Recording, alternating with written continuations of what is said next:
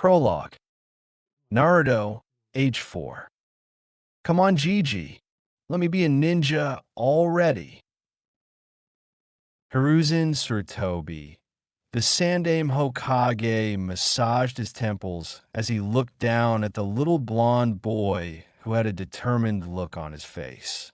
He had been visiting the boy in order to give him a monthly allowance and help him shop for groceries as he lived alone. It might be odd that a little boy like this lives alone instead of with his parents or in an orphanage, but the little boy held within him a massive little deterrent that kept most from wanting to care for him.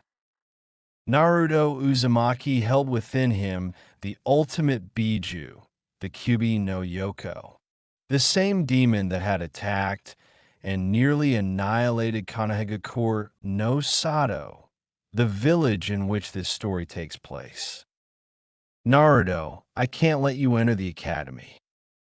Naruto's face scrunched up, trying to decipher why. But Gigi, you told me other kids ninja as young as me training as ninja. Why can't I? Hiruzen did have to admit to that nugget of truth. Clans in Konoha, such as the Uchiha and the Hyuga, trained their children from around the time they could walk to become shinobi.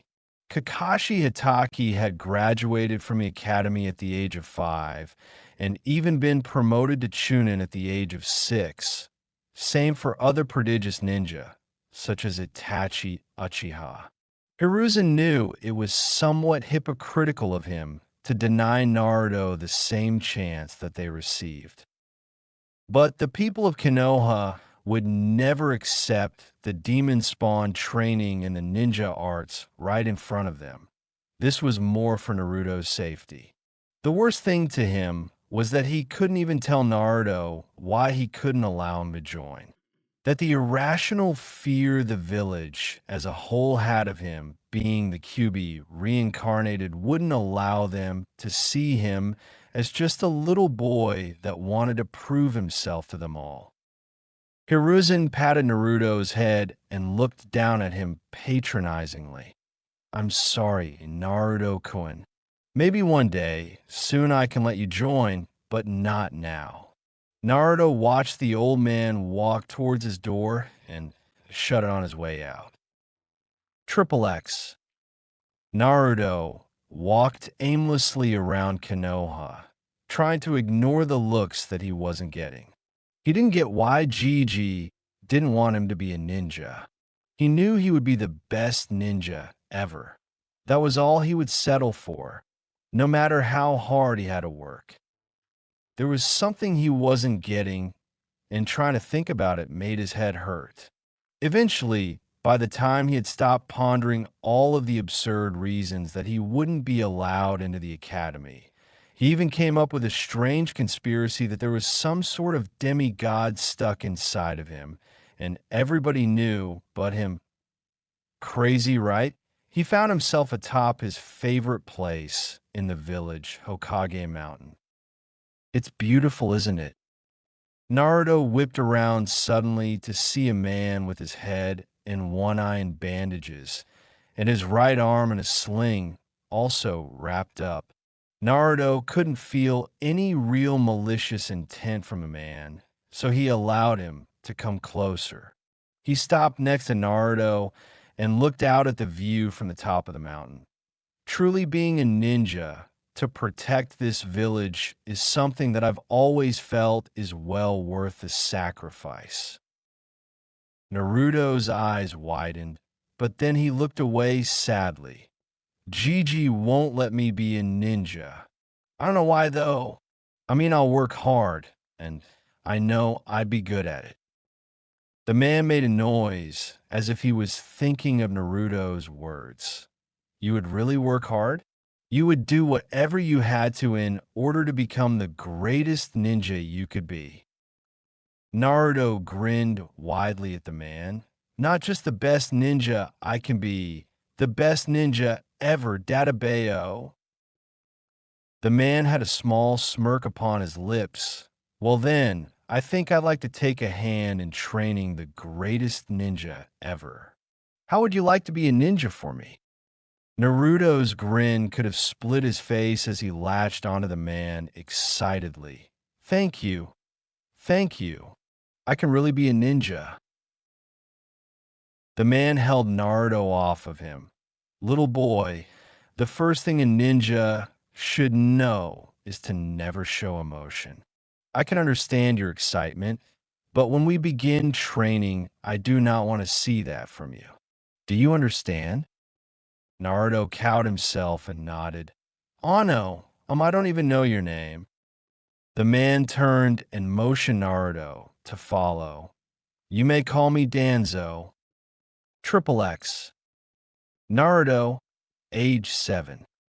Underground, the sounds of contact were made. The sounds of physical combat were common in this place. Sparring was intense and brutal to condition the ninja to field conditions. An unnamed teen hit the ground hard, groaning as his eyes flicked in and out of consciousness. The blood caking his face was just another sign of the intensity of the session. Standing over him was a blond boy, sighing in relief at the conclusion of the spar. Takashi, you hit way too hard. The blonde slowly walked away from the room, checking himself over. He scratched at his fists, flaking off the dead skin covered in dried blood. He checked his mouth and sighed before digging into the back of his mouth and pulling out a molar, dropping it on the ground as he walked away. He didn't care too much about it. It wouldn't be the first time he lost teeth down here, and they always grew back. Thank you, Furball. As the boy clad in black practice clothing entered the hall, he came face to face with the man responsible for training him. Ah, Danzo Gigi. Good to see you. Danzo frowned at Naruto's disrespect. Boy, if you weren't so damn good at what you do, then I'd have you go back through emotional conditioning again. Naruto gave him a cheeky grin, but that's just it. I'm too damn good to waste good to do that crap. And besides, I can turn on the second the mission starts. I can be as blank as everybody else when you say go. Danzo let a ghost of a smile appear on his face. He remembered putting Naruto through the paces to rid himself of his emotions. No matter how bad he had Naruto beaten and conditioned, he would still keep a spark of his old personality, even after several months of that treatment that had broken everyone else Danzo had trained for decades until that point. Danzo motioned for Naruto to walk with him. I have a mission for you, solo this time. Naruto went into business mode upon hearing those words. What do you require of me, Danzo-sama? Danzo would never openly admit it, but he did rather like the fact that Naruto could turn his ninja mode on and off at the blink of an eye. It made training a bunch of emotionless tools more bearable if one of them had enough self-awareness to actually speak to him with even a hint of cordiality. They weren't necessarily close. Naruto was well aware of the fact that Danzo saw him as nothing more than a tool, a weapon to be brandished to protect Konohagakure. But people have shown that they can value objects and tools above many things in this world. Plus, Naruto's childish streak got a kick out of making Danzo twitch. You've got to enjoy the little things. This one is probably going to be suicide for anyone else other than you. Even you will find it rough going, I would say. Naruto nodded as a sign of his hearing the advice. If this even hints at going under, you get yourself out of there, failed mission or not. A shimmer of his eye revealed from Naruto to Danzo that he was affected by those words. Danzo just couldn't tell if it was because he gave the very rare order for him to retreat if necessary, or if it was because he was offended for suggesting that Naruto might fail this mission. Naruto looked up to Danzo, icy blue eyes lacking the solid feeling they were full of just moments ago. Your orders, Danzo-sama. Danzo smiled. I think that he might just be the greatest weapon I have ever had. Training Naruto had not been even a chore. When it came time to learn how to fight, how to kill, how to win, Naruto had shown himself a quick study. Danzo relied on Naruto for more of the higher class missions that he knew many of his other operatives couldn't handle, because the kid seemingly didn't accept anything short than a successful mission. That made him invaluable, and he'll only continue to grow in strength. I would probably rely on him before I thought of backing one of Sarutobi's soft elites. Oh, my old friend, how did you let this gem of a shinobi go? Danzo continued his briefing as he and Naruto had arrived at the armory. You will be infiltrating Tanokuni. There have been reports of a new hidden village based out of that nation rising to prominence. Naruto quickly changed from simple practice clothes to gear reminiscent of Umbu armor, clicking the chest protection shut. Hi, Danzo-sama. Danzo continued. You will find the location of this village and if possible get inside and keep tabs on what you can see and find. When you believe that you have sufficient information to determine whether or not this village is a threat or not, you are to return to base and debrief. You may leave on your own mark. This will be a long-standing assignment.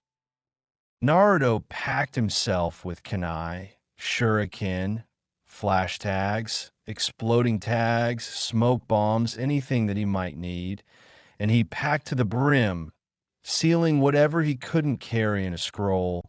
He didn't know whether he would need to restock on this mission or not. Upon his completion of arming his person, he turned to Danzo and bowed. I will leave as soon as possible, Danzo-sama. You will hear from me upon my return. Danzo nodded. By your leave, Uzumaki. Naruto stood and walked from the armory, ready for his next assignment. Naruto slipped his mask in with his combat gear, as he had replaced it all with simple street clothes, as he had to keep up his appearances. And it was the opportunity that Sarutobi never gave him. He knew all he needed to do to prove his worth as a ninja was a chance, and when that chance was given, he took it. Triple X. 1 year later. Border of Hai no Kuni / Tano Kuni. An explosion drew Jiraiya's attention away from returning to Konoha.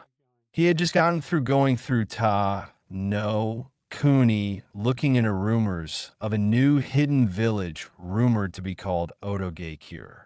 After finding enough to bring back to the Hokage, he made a hasty retreat to the border, and from the sounds of things, he wasn't the only one.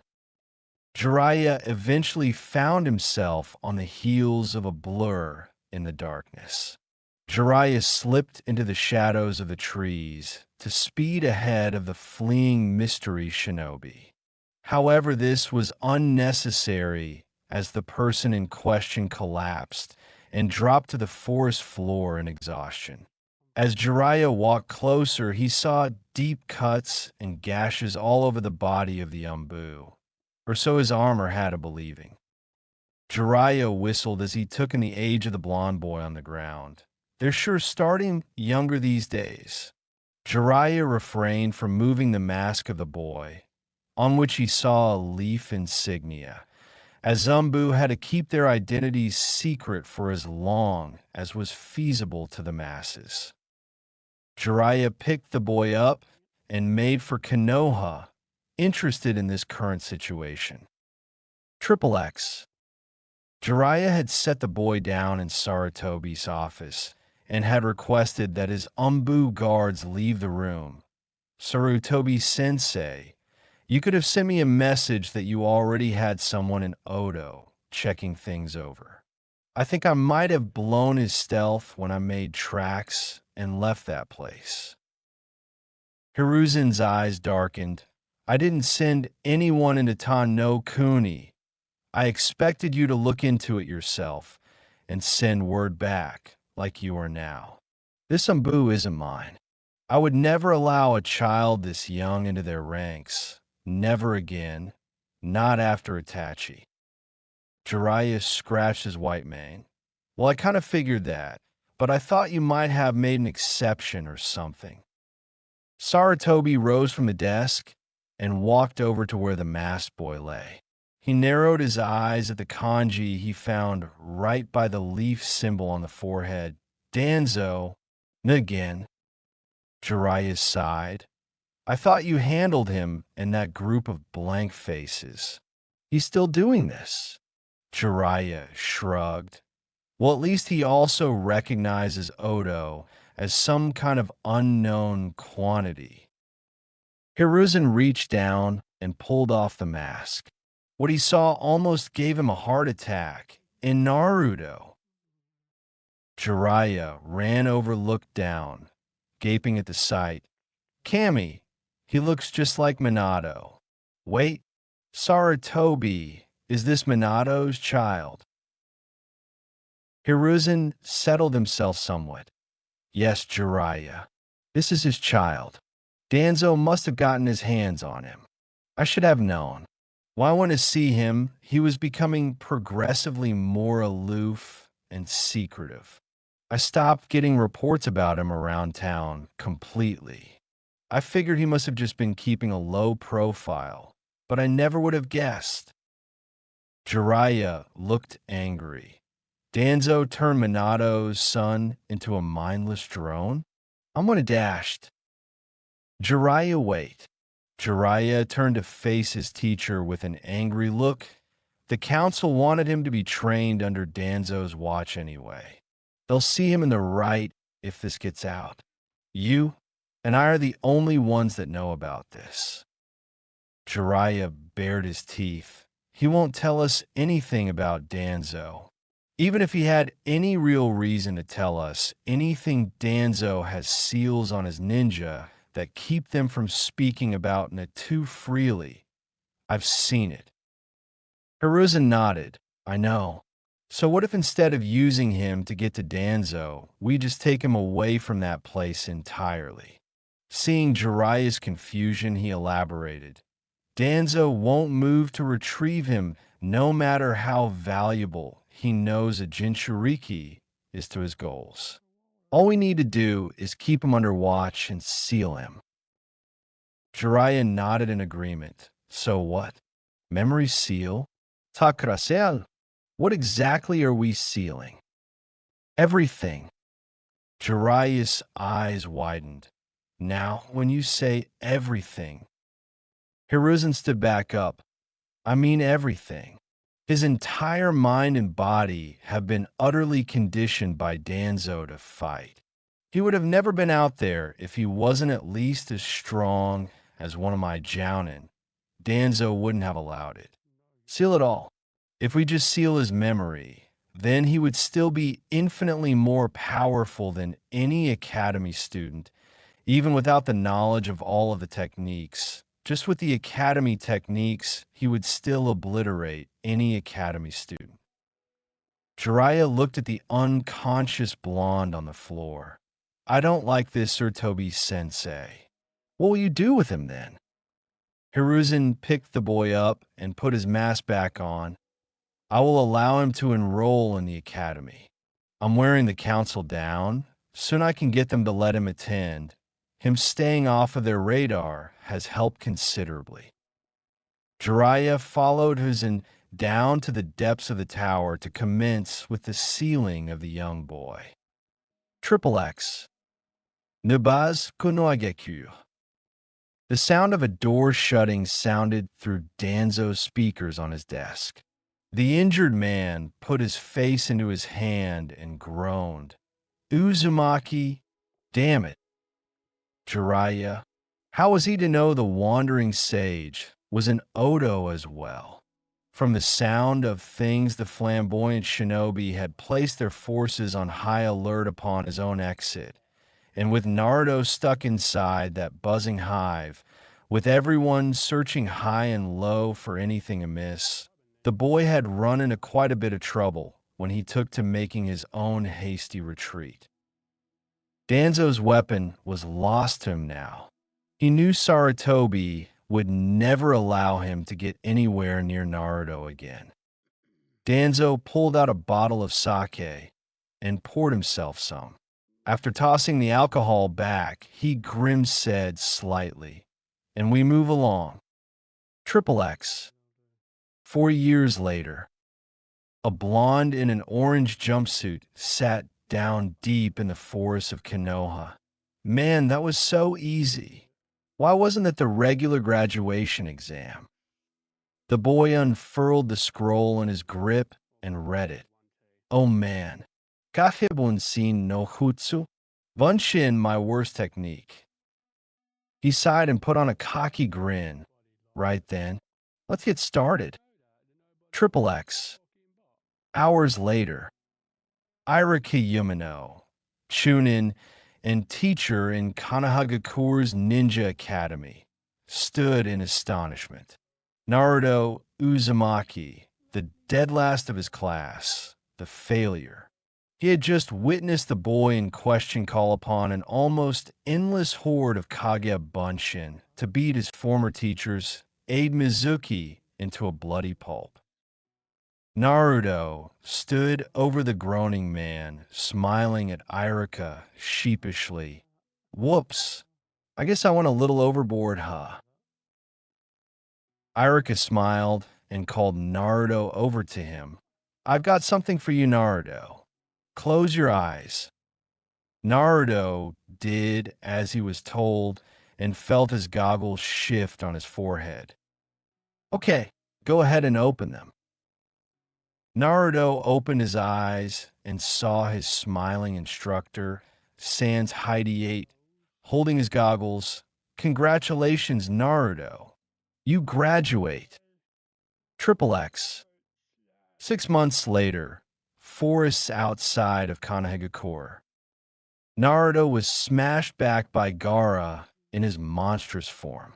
Naruto sailed through branches until he landed against a tree and slumped against it. Naruto grunted in pain as he sat up to look at the insane Sunin ninja. Gaara had a maniacal grin on his half-demonic face. You are weak, Uzumaki. You lack power. Sasuke landed on Naruto's branch.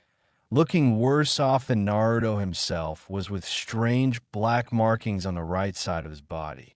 Naruto, get out of here. Get Sakura and run. I'll handle this guy. Naruto went to speak when Sasuke clenched his fists. If I can't win here, then I'll never be strong enough to defeat him. I will have reached my limits. Naruto looked at Sakura, pinned to a tree trunk with Gaara's sand slowly crushing her. Naruto stood up and wiped the blood from his lip. He looked down at Sasuke. Don't worry, Sasuke. I won't lose here. Naruto flipped through hand signs and slapped his palm to the tree branch. A puff of smoke revealed a small orange toad. Hey there, I'm Gamakichi. Got any sweets? Naruto flipped out. I can't believe this crap. What's with you stupid toads? I can never get a useful one. This is really not the time for this. The small toad jumped onto Naruto's head and gave him a raspberry. So you're an amphibian hater, huh? Gaara had had enough of this. All the time spent allowed him to fully turn into his mini Shikaku form. Suna Shuriken. Naruto saw the spinning discs of sand coming his way and cradled Gamakichi with his body, taking the hits. He flew back and hit another branch. Gamakichi looked at him in concern as Gaara cackled. You see Uzumaki. Only when you fight for yourself can you truly be strong. I'll wait for you to realize this and leave your friends here to die so you can escape. Naruto wordlessly placed Gamakichi down and turned to face Gaara. The look in his eyes irked Gaara, who sent another salvo of sand shuriken at Naruto, hitting him dead on and sending him back again. Naruto stood up almost immediately. What is this feeling? I feel stronger. Like that didn't hurt at all. Sasuke looked at Naruto as he saw Naruto's strength returning to him. As a burst of visible blue chakra erupted from Naruto, the blonde's look of confusion and awe at himself turned to a wail of pain as he clutched his head and dropped to the ground screaming. Triple X. Naruto's mindscape. The Kyuubi no Yoko was bored. Bored. It had been bored for years. Ever since Naruto's memories and skills had been sealed away, there wasn't any action for it to watch, or even partake in as Naruto was wont to do from time to time. When the boy finally made his return during his month of training with Jiraiya, he was noting like the Naruto that had earned his respect in his childhood. This Naruto was loud and brash, with no true talents to back it up with.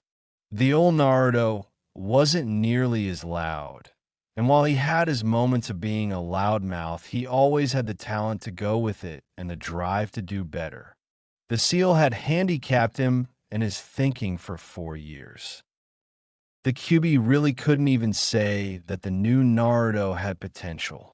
The old one had potential, and he had started achieving it. Then it was taken away, and no one can have potential twice in their lifetime. As it pondered how exactly it was going to break out of its rotting prison, many markings appeared on the outside of the Kyuubi's cage. At first, it was confused until it remembered the exact same patterns appearing 4 years ago, right before everything turned to shit. Oh, it's about time. Took you long enough, Ninjin. Focusing its chakra into a line, it pushed it out from the bars of the cage slowly so as to not upset the Shiki Fujin. Finally, the chakra made contact with the walls and began to cover the lines, following them straight to the source. As the Kyuubi watched the lines turn red and rush off down the halls of Naruto's mind, it allowed itself a triumphant smirk on its vulpine features. Welcome back, kid. Triple X. Temari had seen the Uchiha fight Gaara. He had done well until he ran out of chakra and began getting decimated by Gaara until his orange-wearing teammate came onto the scene. Then he ended up getting beaten down too. During his beating, however, he began to gain energy, taking Gaara's shots and walking right through them. He exploded with raw chakra, and Temari had never seen anything like that before. Chakra visible to the naked eye, so much that it seemed strange to the boy himself. As he began getting a handle on the situation, he collapsed, screaming and holding his head all the while. As he lay on the tree branch, a strange mark appeared on his head, forcing lines to branch out over his entire body, covering him from head to toe. Temari shook in place on her branch. They're all freaks. Every last one.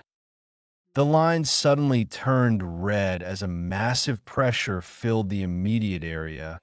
It didn't feel evil, malicious, angry, or anything. It just felt like Naruto, just magnified 100 times. The lines faded away from the down blonde. All attention turned to him as he groaned and stirred on his belly. He quickly snapped to his feet and looked around his own body, flexing his fists and shaking out his legs.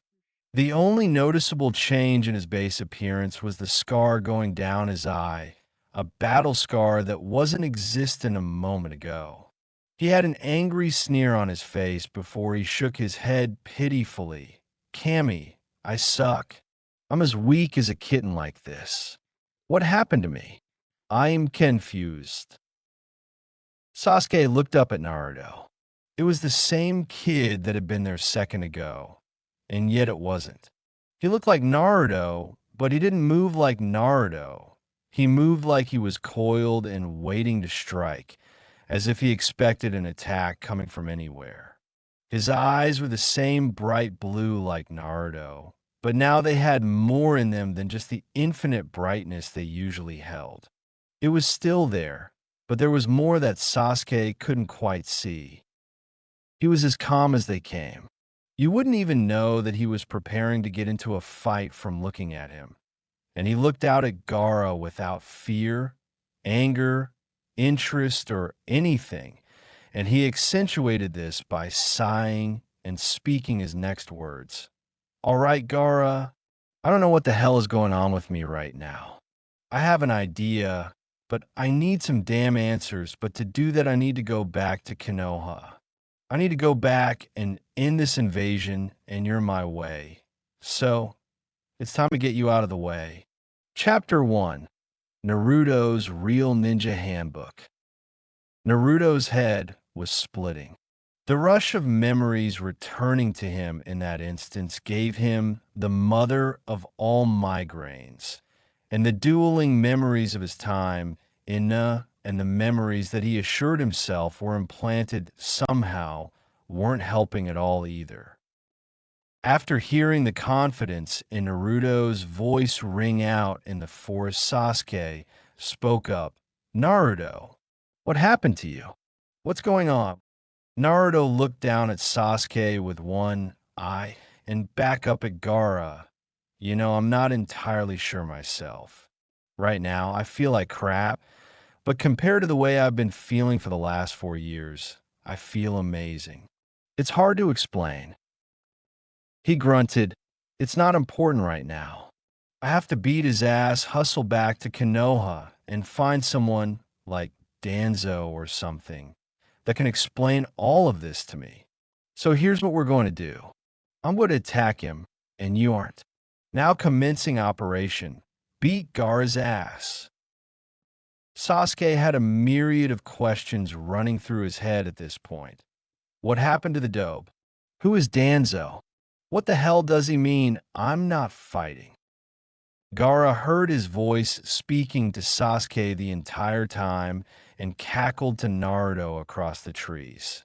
You aren't strong enough, Uzumaki. Leave them behind and run. Nothing has changed. You still don't fight for yourself. Gaara flung more sand shuriken at Naruto, who scoffed and grabbed Sasuke by the back of his collar and ducked and weaved out of the way of the projectiles. After he had gotten through them all, he dropped Sasuke back on the branch and scoffed. Pathetic. I'm slow as dirt. Did my muscles atrophy or something? I became a ninja anyway, which means I should be conditioned like a genin. I should have kept my speed at least.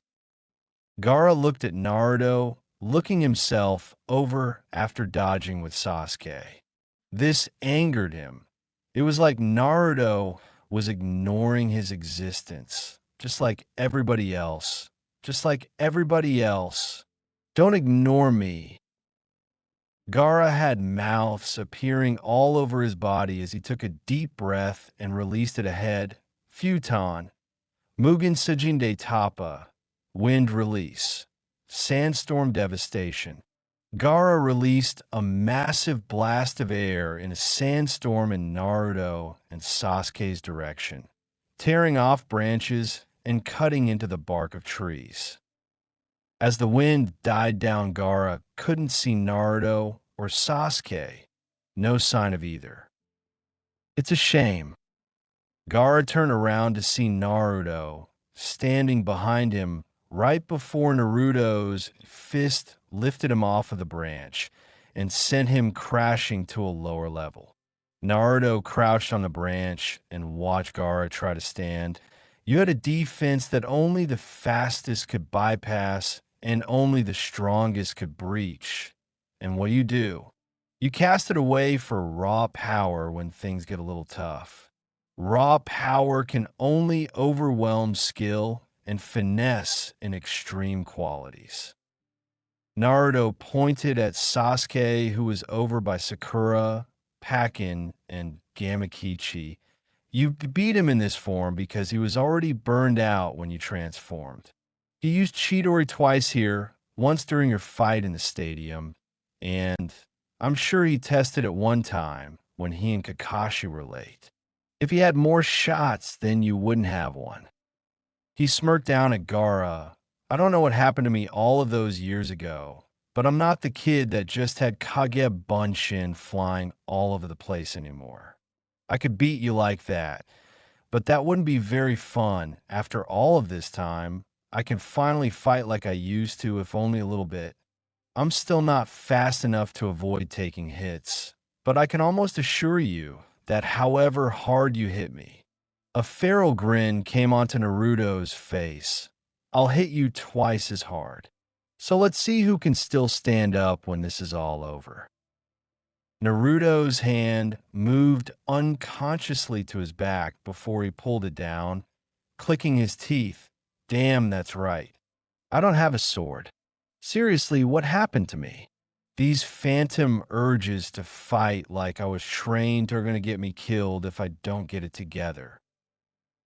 Gaara stood with a growl. You aren't stronger than me. You fight for the Uchiha. You fight for the pink-haired girl.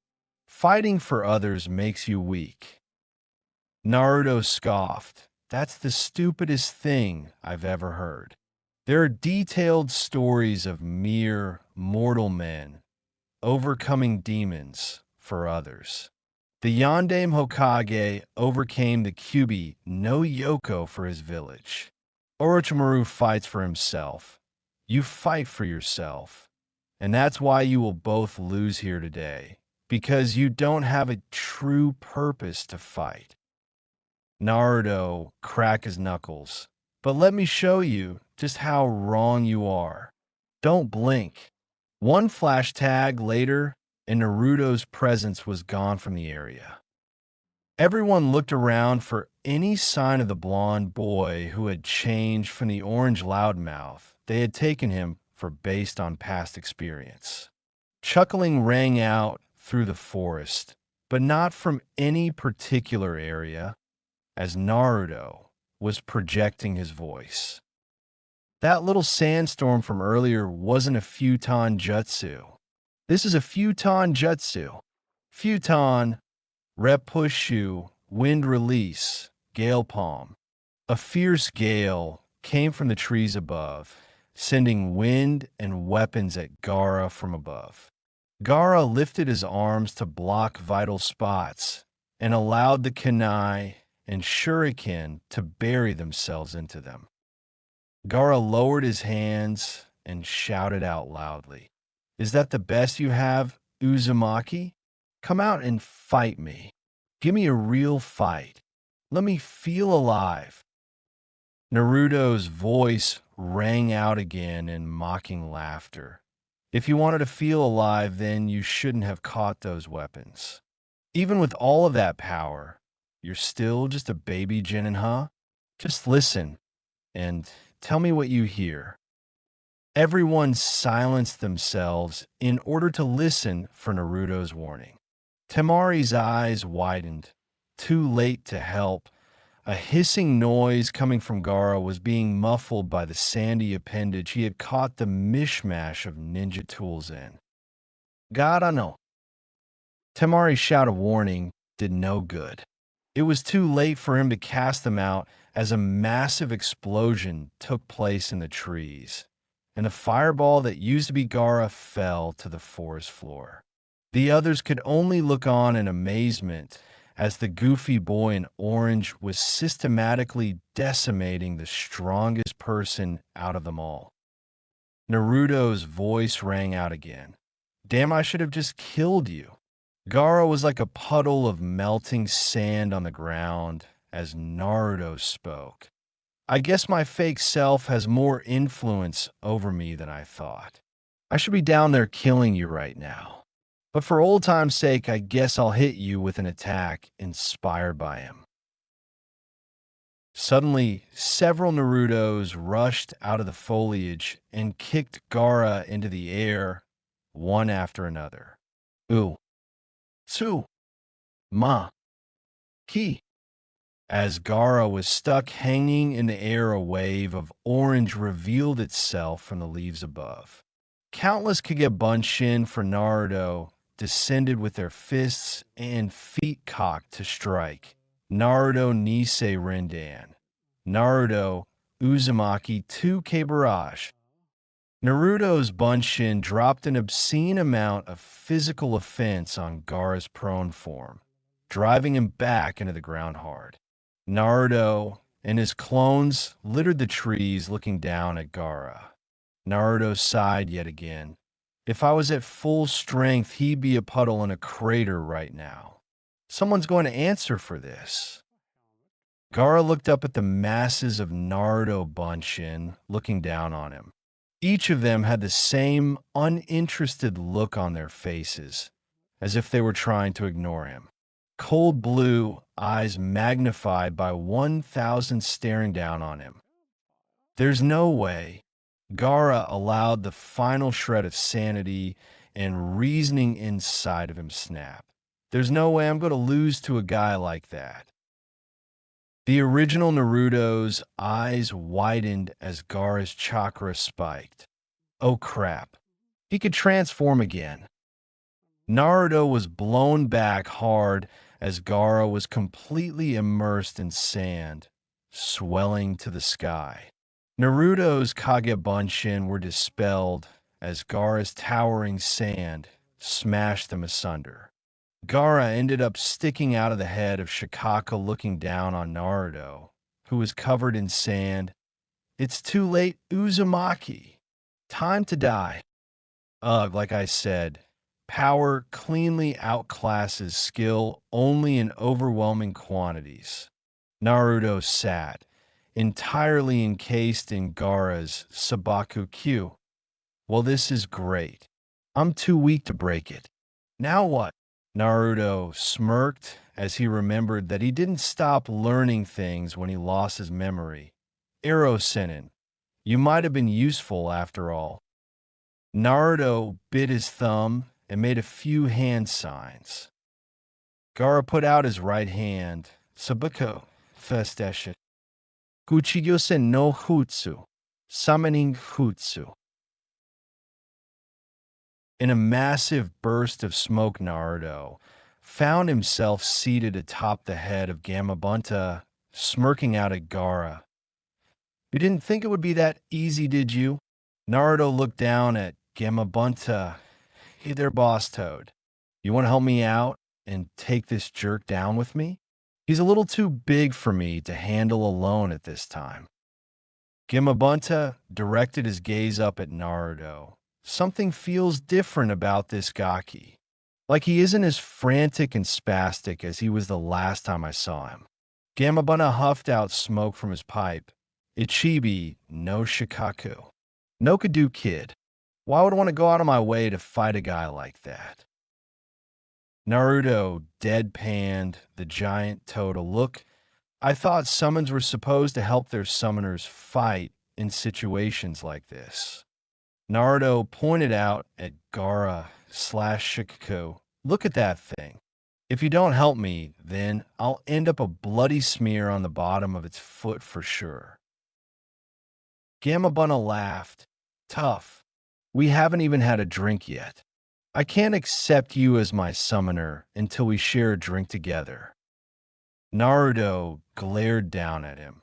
You'd better be the one supplying then, because my Genin ass can't afford enough liquor to get you even slightly buzzed. Gamakichi then appeared and landed on Naruto's head.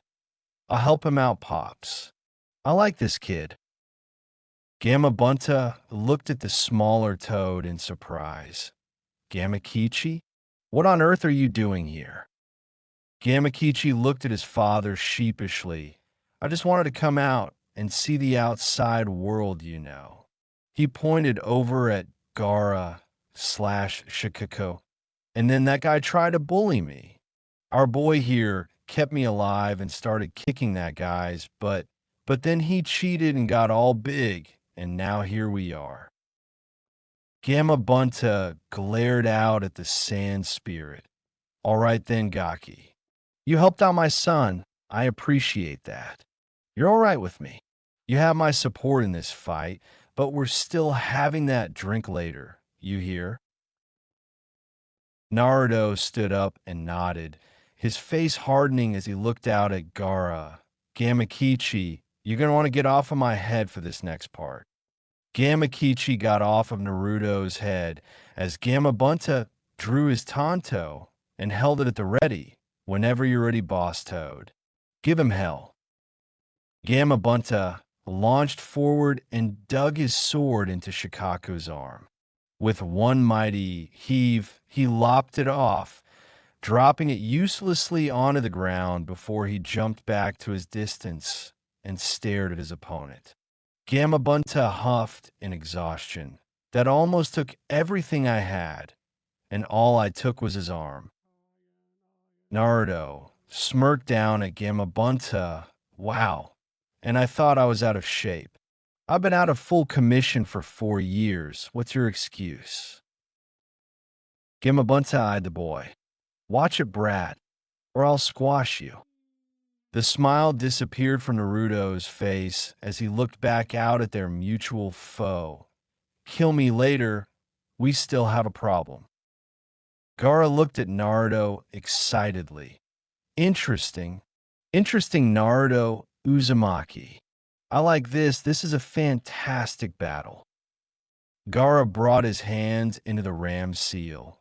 Tanuki Nairi no Jutsu, feigning sleep technique. Shikaku's star-shaped pupils spun wildly, and he yelled to the sky, I'm free. Naruto kept an impassive face. He just made this a lot more difficult, didn't he? Gamabunta nodded with the boy on his head. And why wouldn't he? All right, let's try something here. Shikaku inhaled deeply. Futon. Renkunin. Wind release. Drilling air bullet. He launched a massive airball at Gamabunta, who prepared his own attack. Suetun. Tepidama. Water release. Liquid bullet. Naruto flew through his own hand signs. Let's give you a boost, Boss Toad. Futon. Daitapa. Wind release. Great breakthrough. Naruto let out a massive crushing wind that sped up Gamabunta's water bullet, forcing it to obliterate Shikaku's attack on contact. It continued on to collide with the demon itself, knocking it off balance and sending it to the ground. Triple X. Sasuke was watching the fight with envy. Naruto had seemingly hit some mental switch in his head, and now Gaara couldn't even touch him. What kind of power is this? This Naruto is completely different from the one I've been working with for so long. Temari was completely overwhelmed. She had left to find Kankuro after Gaara had fully transformed and returned, thinking that Gaara had killed Naruto and moved along towards Konoha. She wanted to bypass him entirely and avoid his killing spree. When she returned, she was shocked to see that Naruto was not only still fighting, not only forcing Gaara into a full position, he was winning. She and Kankuro had to check to make sure they weren't dreaming. This boy, he isn't normal. How can he keep pace with Gaara? Triple X. Naruto looked down at Gamabunta. So how do we end this? Gamabunta was impressed by Naruto boosting his attack. He knew it would have been a stalemate otherwise. This really isn't the same kid from last week. Gamabunta remembered that Naruto had asked him a question. We need to wake up the host. The boy on his head, you need to wake him up. Naruto frowned and grunted. Killing him would be easier. Way easier. We could just pepper him with big attacks until Gar's a big red blotch on his forehead. He's totally exposed. Gamabunta chuckled. That's ruthless Gaki. It's an idea that would give us more problems than answers, though, I'm afraid. Killing the medium in the midst of a full possession could end up with the demon being freed. It already has a form to go with its soul, so it wouldn't need the host in that instance. The blonde nodded. Okay, so wake him up at his then. He furrowed his brow in thought. But all of my attacks that I could launch from here can kill him. I need you to get in close so that I can wake him. Gamabunta looked at his hands. These web hands of mine aren't much for grabbing a hold of things. How do you suggest I get him? Naruto scoffed. I said get close. I didn't say grab him. I can reach him myself. Don't you worry. Gamabunta prepared to charge as Shikaku reached an upright position once more. Naruto closed his eyes to get in touch with his inner demon. Triple X. Naruto's Mindscape. Naruto appeared in the sewer of his mindscape in front of the Kyuubi's prison. Naruto looked around and shook his head. Kami, this place is a dump. I didn't leave this place looking like this. Demonic laughter rang out from behind the bars in front of him. No, you didn't, Ninjin. Whoever placed the seal on you messed with your mental functioning and reverted your mind into a dump, as you can plainly see. Naruto nodded. So will it get better? Because this is seriously depressing. Wait, seal? There's a seal on me. Yes, Kit. If your mind goes back to the way it was before 4 years ago, then your mindscape will return to its former state. The Kyuubi turned serious at this point. There was a seal placed on you after your disastrous mission to Otogekyure. I can't tell you who did it, because I was unconscious from using so much chakra to heal your wounds and keep you going until you reach the border. I woke up here again. Needless to say, I wasn't too happy. Naruto laughed slightly. So that's why you were so pissed off when I showed up here last time. You tried to freaking eat me, you know. Why didn't you say anything? Kyuubi huffed and sat down on its haunches, letting its snout touch the floor. First of all, would your other self who had been taught to mistrust me believe me in the first place? If I tried to tell you about it, I would have been harmed by the seal, as would you. It was a memory seal. Whoever placed it on you placed many others on with you that coincided with one another. You forcibly broke one, the chakra restrictor, and allowed me to force a chain reaction with the rest of your mental seals to free your mind. Naruto smiled at the massive kitsune. Well, I guess I owe you one soon then. But right now, could you give me a shot of your chakra for old time's sake? I need to smack down your comrade Shikaku without killing his host. The ground in Naruto's mind rumbled as the Kyuubi jumped to its feet, tails waving behind it excitedly. Really? You need my help again, after so long? All right then, Kit. Why not? I just wish I could experience the fight through your eyes and other senses like I used to. Naruto smirked as the red chakra engulfed his body. Well, after we survive this, I'll set up my mind the way it used to be, so you can. It's the least I can do. I miss being so badass. Naruto slowly faded from his mindscape as the Kyuubi lay back down on the ground. I did too, kid, I did too. Triple X. Naruto's eyes shot open as his body filled with the Kyuubi's chakra. Almost simultaneously, Gamabunta charged at Shikaku. As the two massive creatures got closer, they both shot off their projectile attacks again. Naruto judged the distance just as the smoke from the collision of attacks rose. This is close enough, I guess. Naruto crouched deeply and propelled himself high over Gamabunta's head, leaping over the explosion and posturing himself above Shikaku's head. Naruto hovered overhead for a second before forcing wind chakra out through his hands, accelerating his descent. This is going to be amazing. Naruto fell at high speed, aiming for Gaara, who was stuck sleeping on Shikaku's head. "Wake up, you pasty bastard."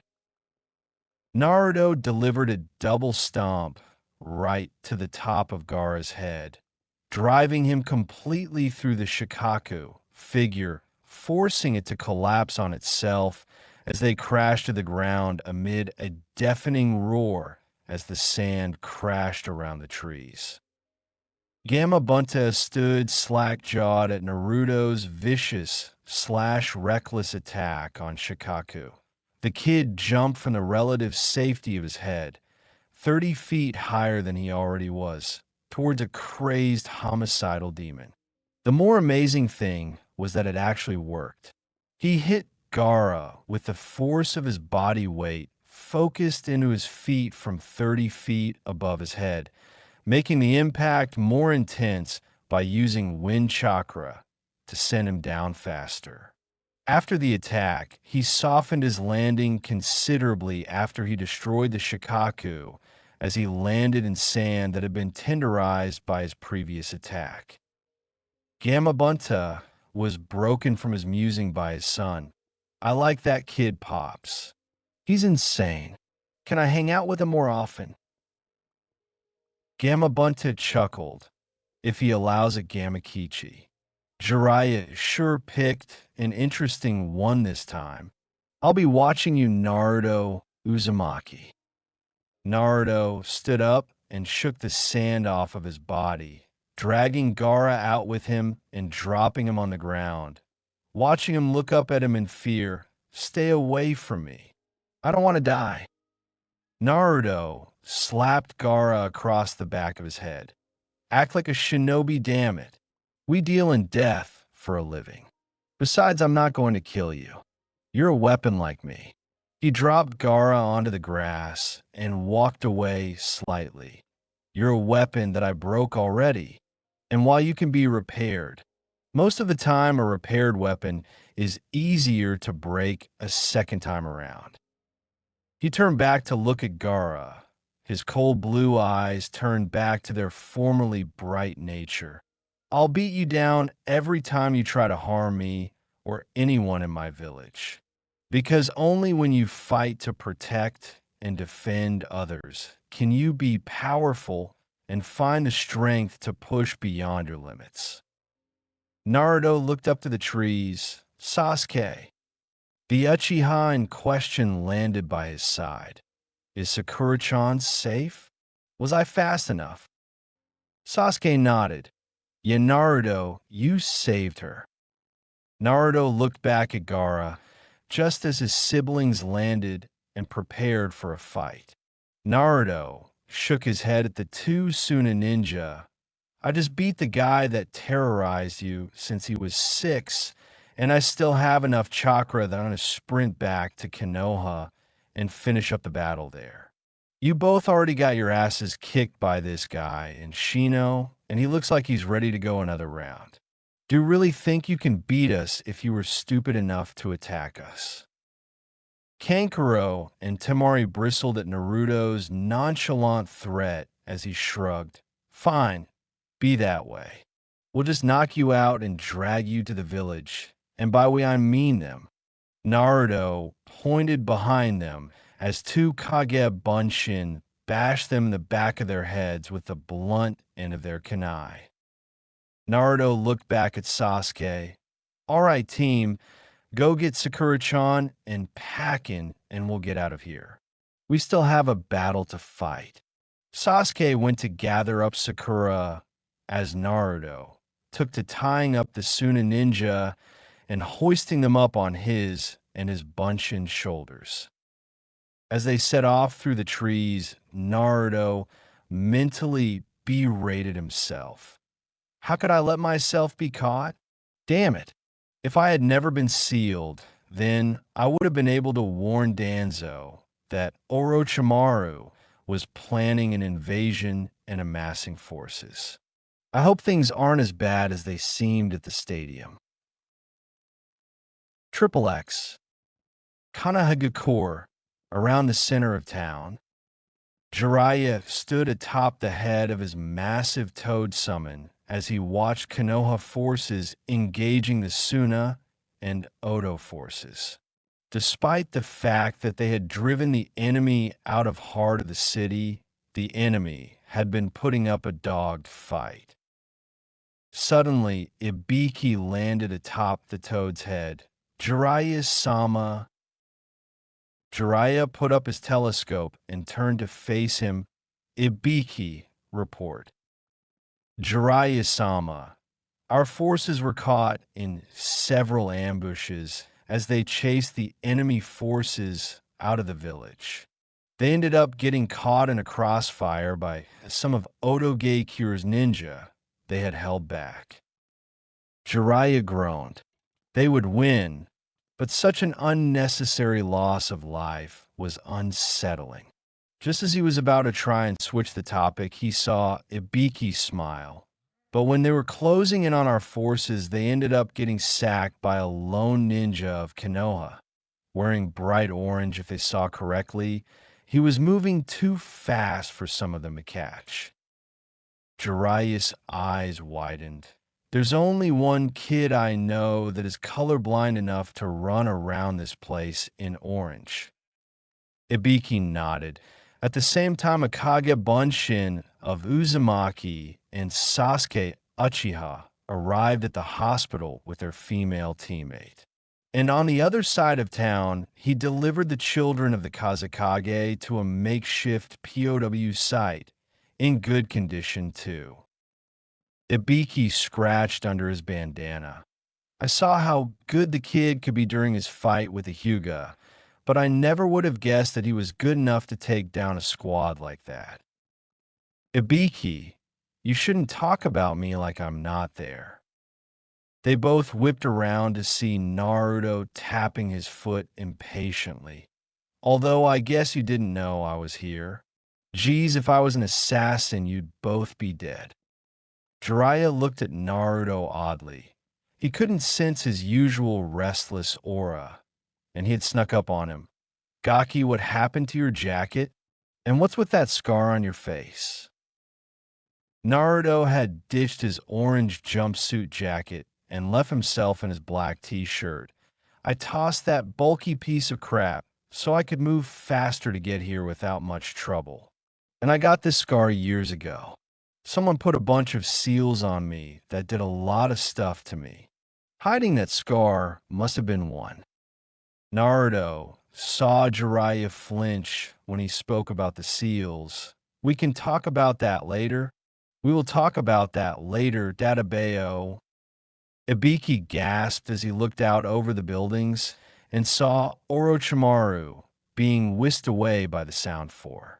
Naruto growled and crouched down like a track runner, preparing to take off in hot pursuit until Jiraiya grabbed his collar. You're not fresh, kid. You can't take Orochimaru and his entire force of bodyguards alone. Naruto looked at him blankly. I'm not alone. You should be as strong as he is, right? And Ibiki can help me beat his entourage and help you. If he's running away, then that means he knows he lost today and he might be hurt. We can turn his retreat into a rout and finish this here. Jiraiya was about to respond just as a cloaked Umbu landed on the toad. Bowing to Jiraiya, Jiraiya-sama, it's about Sandaime-sama. Jiraiya grinned widely. So to be sensei, sent the old snake back to his hole, did he? The Umbu flinched under his mask. Hokage-sama was killed in combat against Orochimaru. The three other ninja stood in stunned silence atop the toad as the sounds of battle still rang out into the air. Naruto looked to Jiraiya, who looked down at him. That's enough death for one day, kid. It's time to regroup and mourn. Naruto said nothing and followed Jiraiya back to the Chunin exam stadium.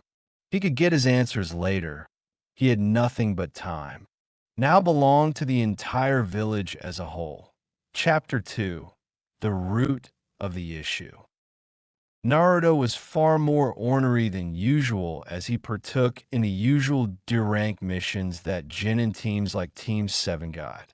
While part of him knew that this was truly necessary at this point in time, seeing as how the village was getting over the damage incurred during the invasion of Odo and Suna, the part of him that was locked away at the age of 8 that was used to missions that could end with him being killed, and the brash, childish part of him that resurfaced after his memory had been sealed and longed for missions with potential for action like that.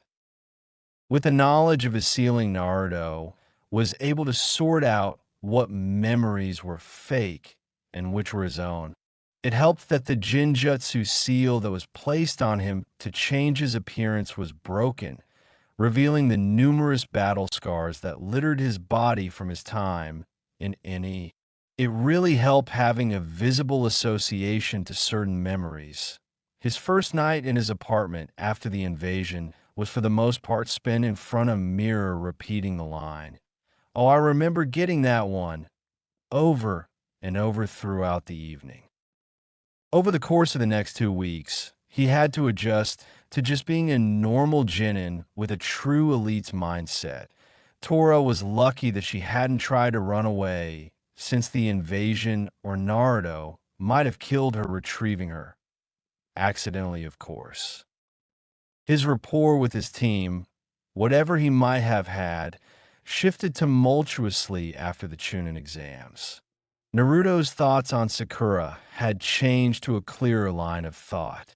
The girl thought he was useless for the most part, and while compared to how he was supposed to be, she was right. It stood to reason that even grossly handicapped as he had still been vastly superior to her when it came to the ninja arts. While he may have been a goofy annoyance, while he had been a genin, he had still been nothing but pleasant to the girl and had given his all at every corner. Her habit of fawning over the Uchiha and downplaying anything Naruto accomplished grated on his nerves at this point. Naruto ruthlessly crushed his mental facilities that she was a good person and that he had romantic interest in her, because when it came to him, she was a bitch. She was his teammate. That didn't really mean they had to be close. He just had to tolerate her and work with her to accomplish his mission. He didn't see anything pleasant about trying to associate with her outside of missions. Sasuke had taken to the habit of staring at him and trying to verbally provoke him when he offered any input into their missions.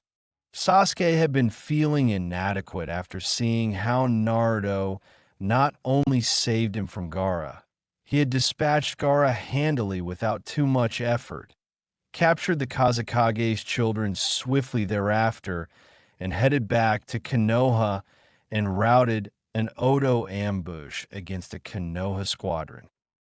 This led to now. He had been trying to goad Naruto into a fight so that he could really test his own capacities against the blonde.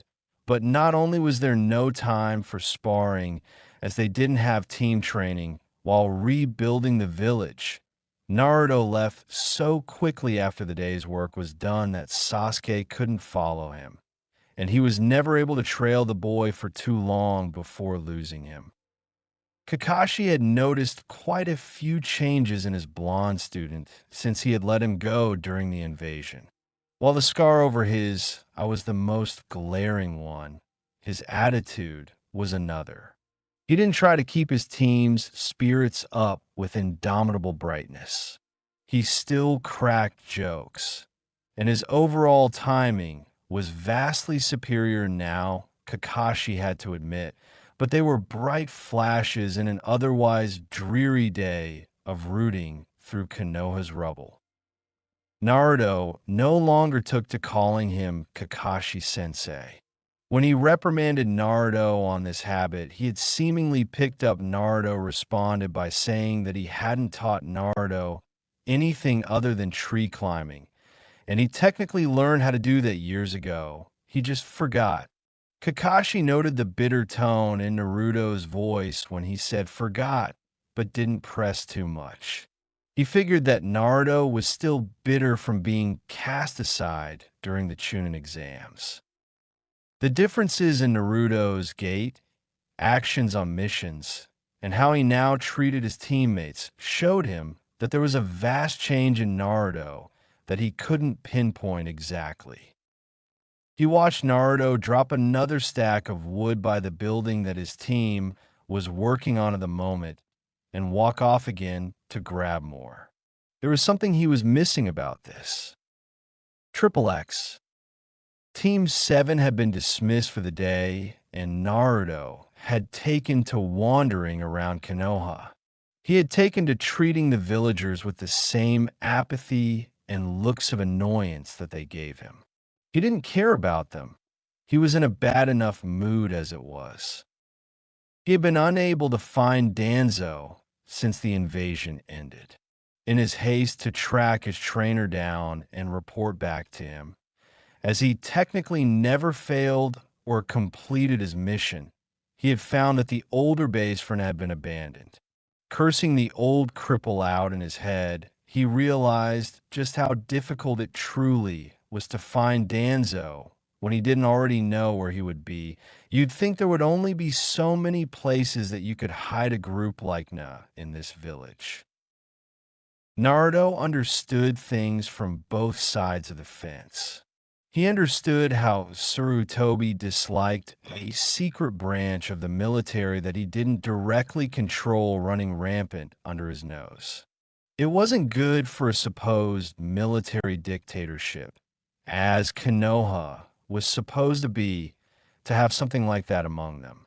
It was unnerving to say the very least. But Naruto knew that if he truly knew that honestly, Danzo only had around 20/25 well-trained ninja, including himself. Compared to Konoha's forces, it was simply a drop in the bucket.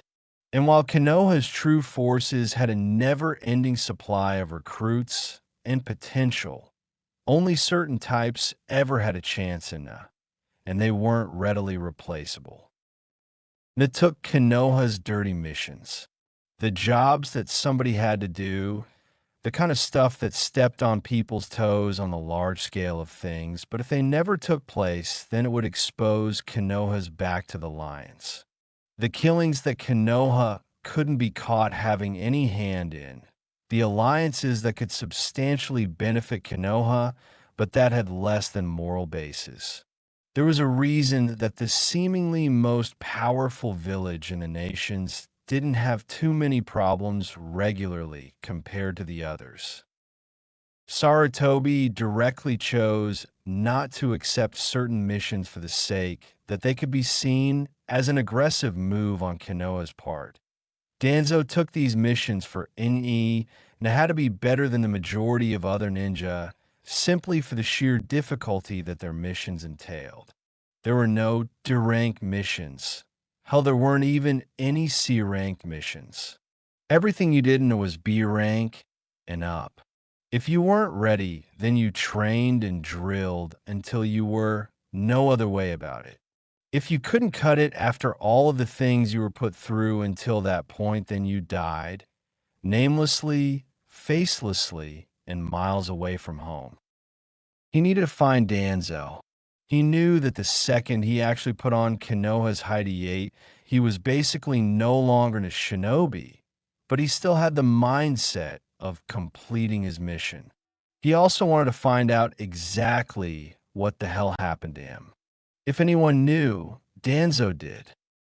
His thoughts then drifted to the mission he had been tasked with as he clenched his fists, his emotional nature spilling out. If only he had gotten back sooner.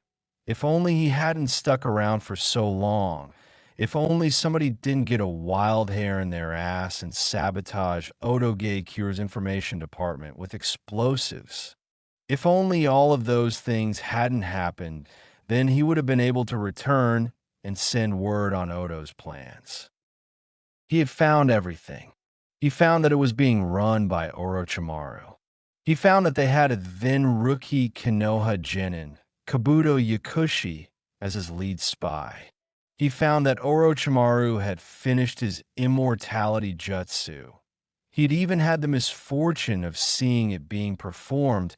He couldn't eat for the rest of the week afterwards. He even knew Orochimaru's main ambition for coming, and when he saw the markings on Sasuke during the fight with Gaara, he mentally kicked a pothole into his ass.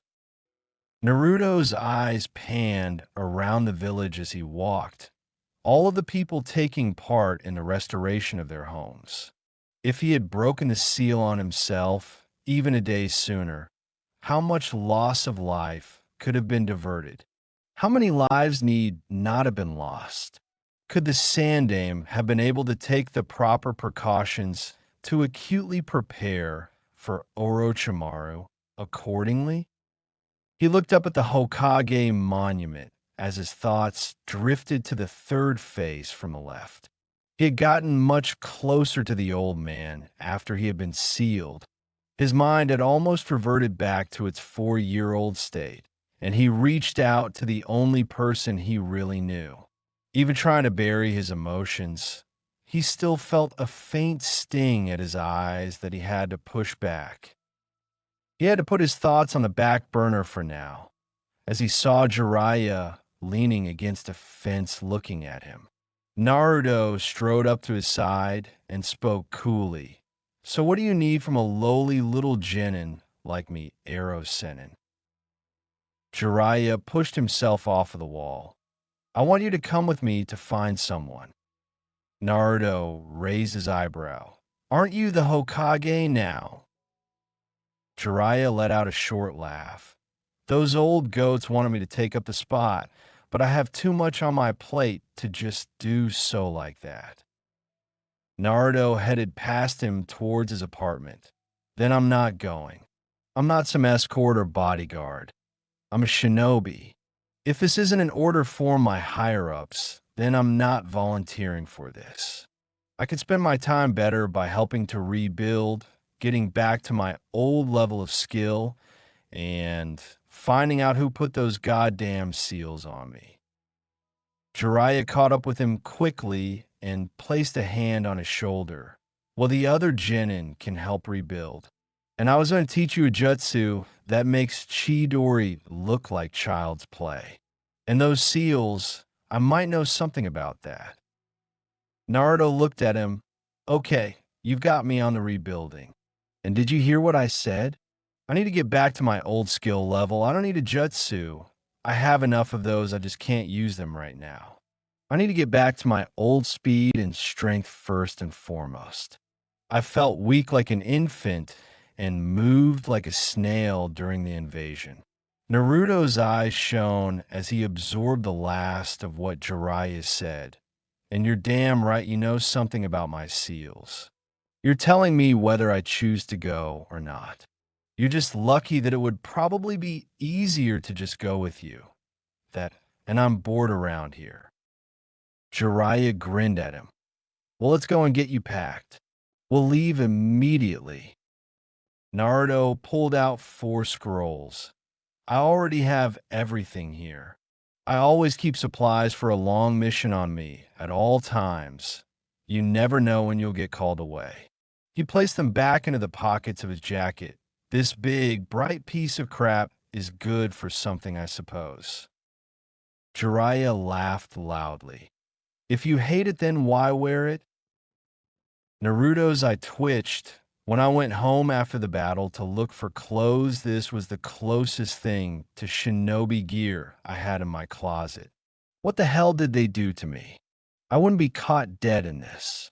How did I live for as long as I did wearing this eyesore?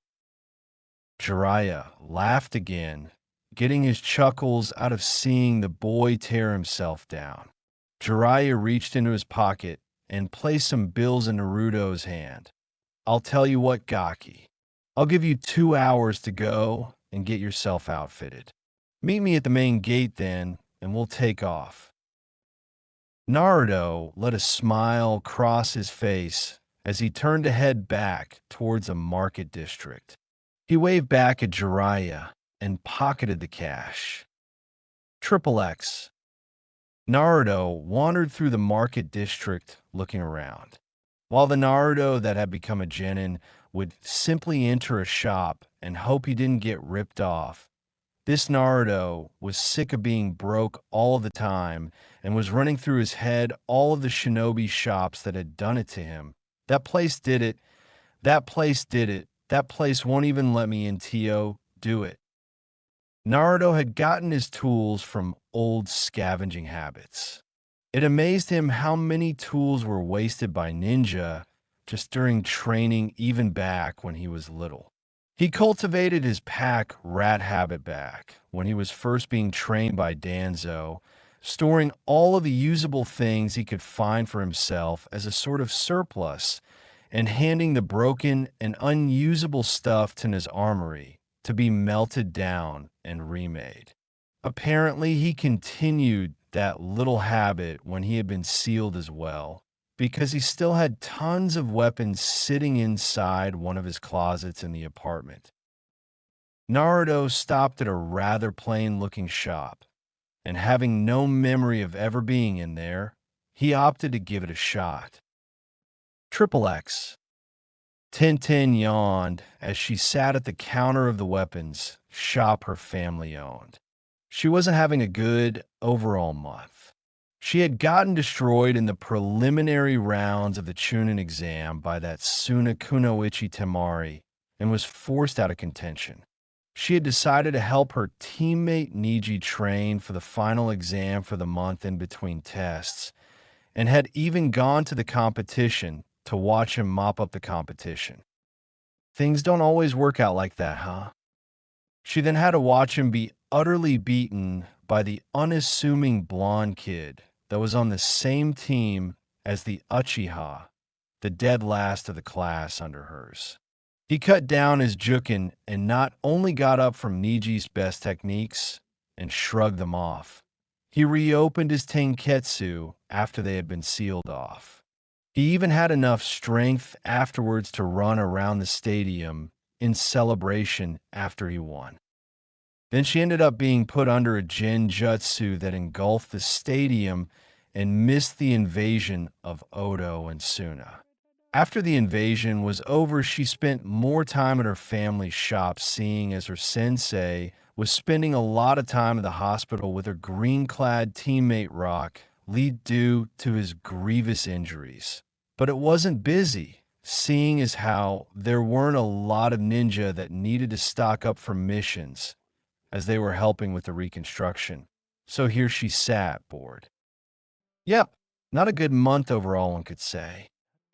The bell to the store rang, signifying a potential customer.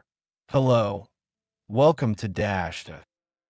As Tintin's eyes drifted to the door, she saw the very same blonde kid that had beaten her teammate looking around her shop. Hey. Naruto turned to face her curiously. Realization spread over his face. Oh, hi there.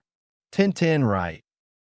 As she looked at his inquisitive face, she noted the scar sitting over his right eye. Huh, that's new. She pointed out at him accusingly. You're the kid that beat Niji. The tone of her voice stated it like he had committed some kind of crime. Naruto tilted his eyebrow. My name is Naruto, and don't look so shocked. Was I supposed to let him win or something? Tintin was taken aback by his calm answer. She was conditioned from seeing him throughout the exams to expect a loud, hot-headed response. It's not that. It's just that you really weren't expected to win then. Dame idiot persona. It just had to wreck his standing in the eyes of the many. Oh well, he liked to be surprising anyway. Naruto sighed. And that is why you have to learn to expect the worst in most cases, because then you can only be pleasantly surprised. Naruto remembered Danzo or other Eldon operatives saying that to him a lot back in the day. Then they would usually hit him or something. Stupid emotional conditioning. Tintin noticed the scar over his eye and found herself curious. How did you get that scar? Did you get it during the invasion? Naruto waved off her question. It's a long story that I'm not even sure of and that you wouldn't believe if I told you. Don't worry about it. Do you sell shinobi clothes here? She nodded and pointed over in the correct direction. Naruto thanked her and went on over. Tintin watched silently as he walked over to the clothing section of her store and rifled through the selection. Apparently, he was getting rid of that sense-offending jumpsuit on his back. He nodded as he pulled out a set of shirts and a few pairs of pants. He went into a changing room and came out a moment later in a dark blue muscle shirt and dark blue loose pants tied at the ankles with wraps. He set the extras on the counter and went back into the accessory section and grabbed some black bracers that wrapped around his forearm entirely. As he walked back to the counter, he stopped as he came across the swords. He stared long and hard for a moment until he pulled down an ninjato and unsheathed it, looking it over and testing the balance before shrugging and walking back to the counter with a grin. He set the sword down and looked up. Do you have something to secure this on my back? Tintin nodded and reached down behind the counter to grab a strap for him to use. So how much is all of this? He seemingly gave her a set, appraising look as she tallied it up. Tintin looked over what he bought and looked at him. That will all come to 68,500 Rio. Tintin watched him switch moods apparently as he cringed jokingly and pull out his wallet and money he had in his pocket. He brightened up after hearing the price of his new equipment. Naruto chuckled as he gave her the necessary funds.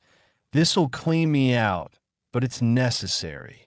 He strapped on the sword and placed the bracers on his forearms. Tintin watched him finish outfitting himself and huffed. Do you even know how to use that sword on your back?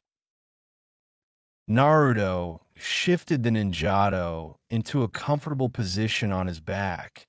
I'm an old hand at it. It's time for me to get back into practice with Kinjutsu. I was no slouch, I should say. I might be rusty, if anything. Naruto quickly drew his sword for a few test slashes and shifted through a few regulation umbu stances before resheathing it. I think I'll be fine. Tintin's eyes gleamed for a second. You wouldn't happen to be interested in a spar, would you? Naruto smiled. Yeah, sure, why not? I don't have anyone to practice with anyway. I have to leave right now, thought. I might look you up when I get back. Tintin smiled at him as he moved towards the door. I think I'd like that, Naruto. Naruto stopped at the door and turned around. I left the jumpsuit in the back. Feel free to burn it at your leisure, like on your break or something. I still have a closet full of them to get rid of. Bye, Tintin. Tintin waved goodbye as he left the store. She furrowed her brow and thought, how can a guy change like that in 2 weeks? Triple X.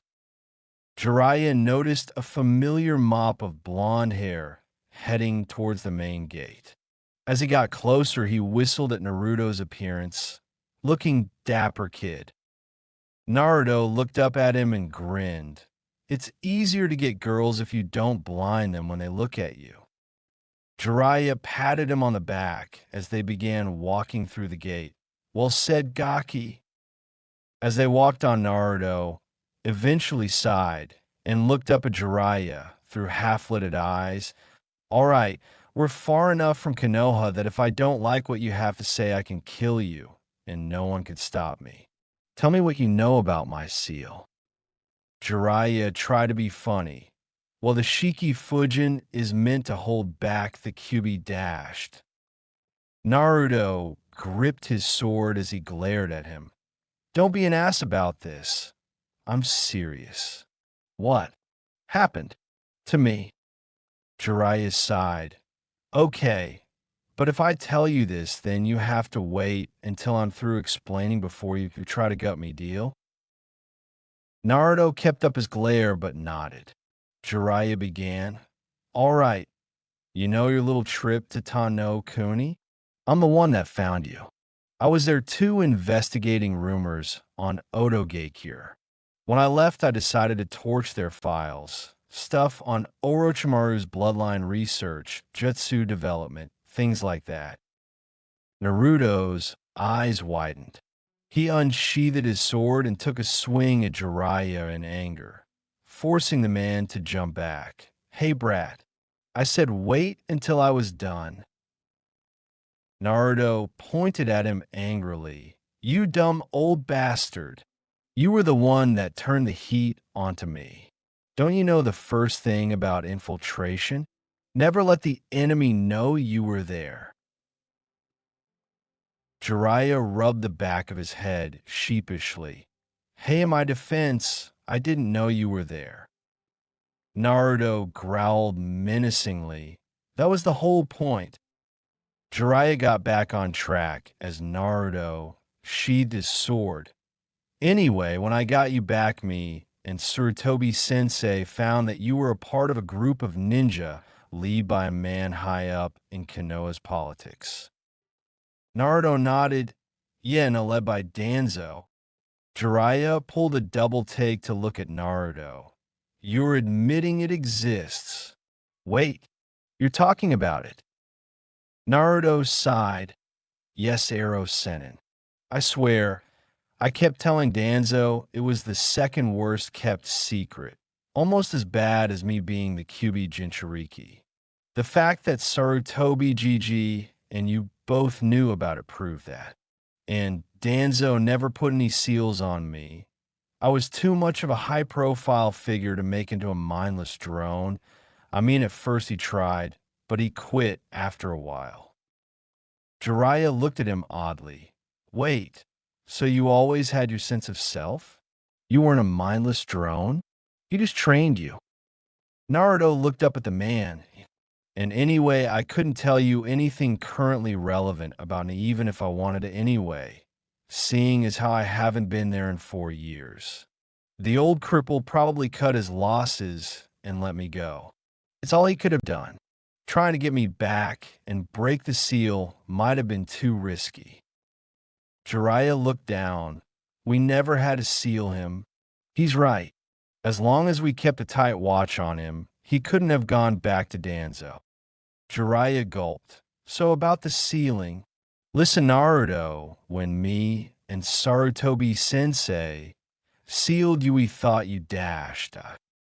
Naruto's blue eyes snapped up at Jiraiya's face. You and Sarutobi Sensei? You and the old man were the ones that sealed me. Naruto didn't wait for a response. You asshole.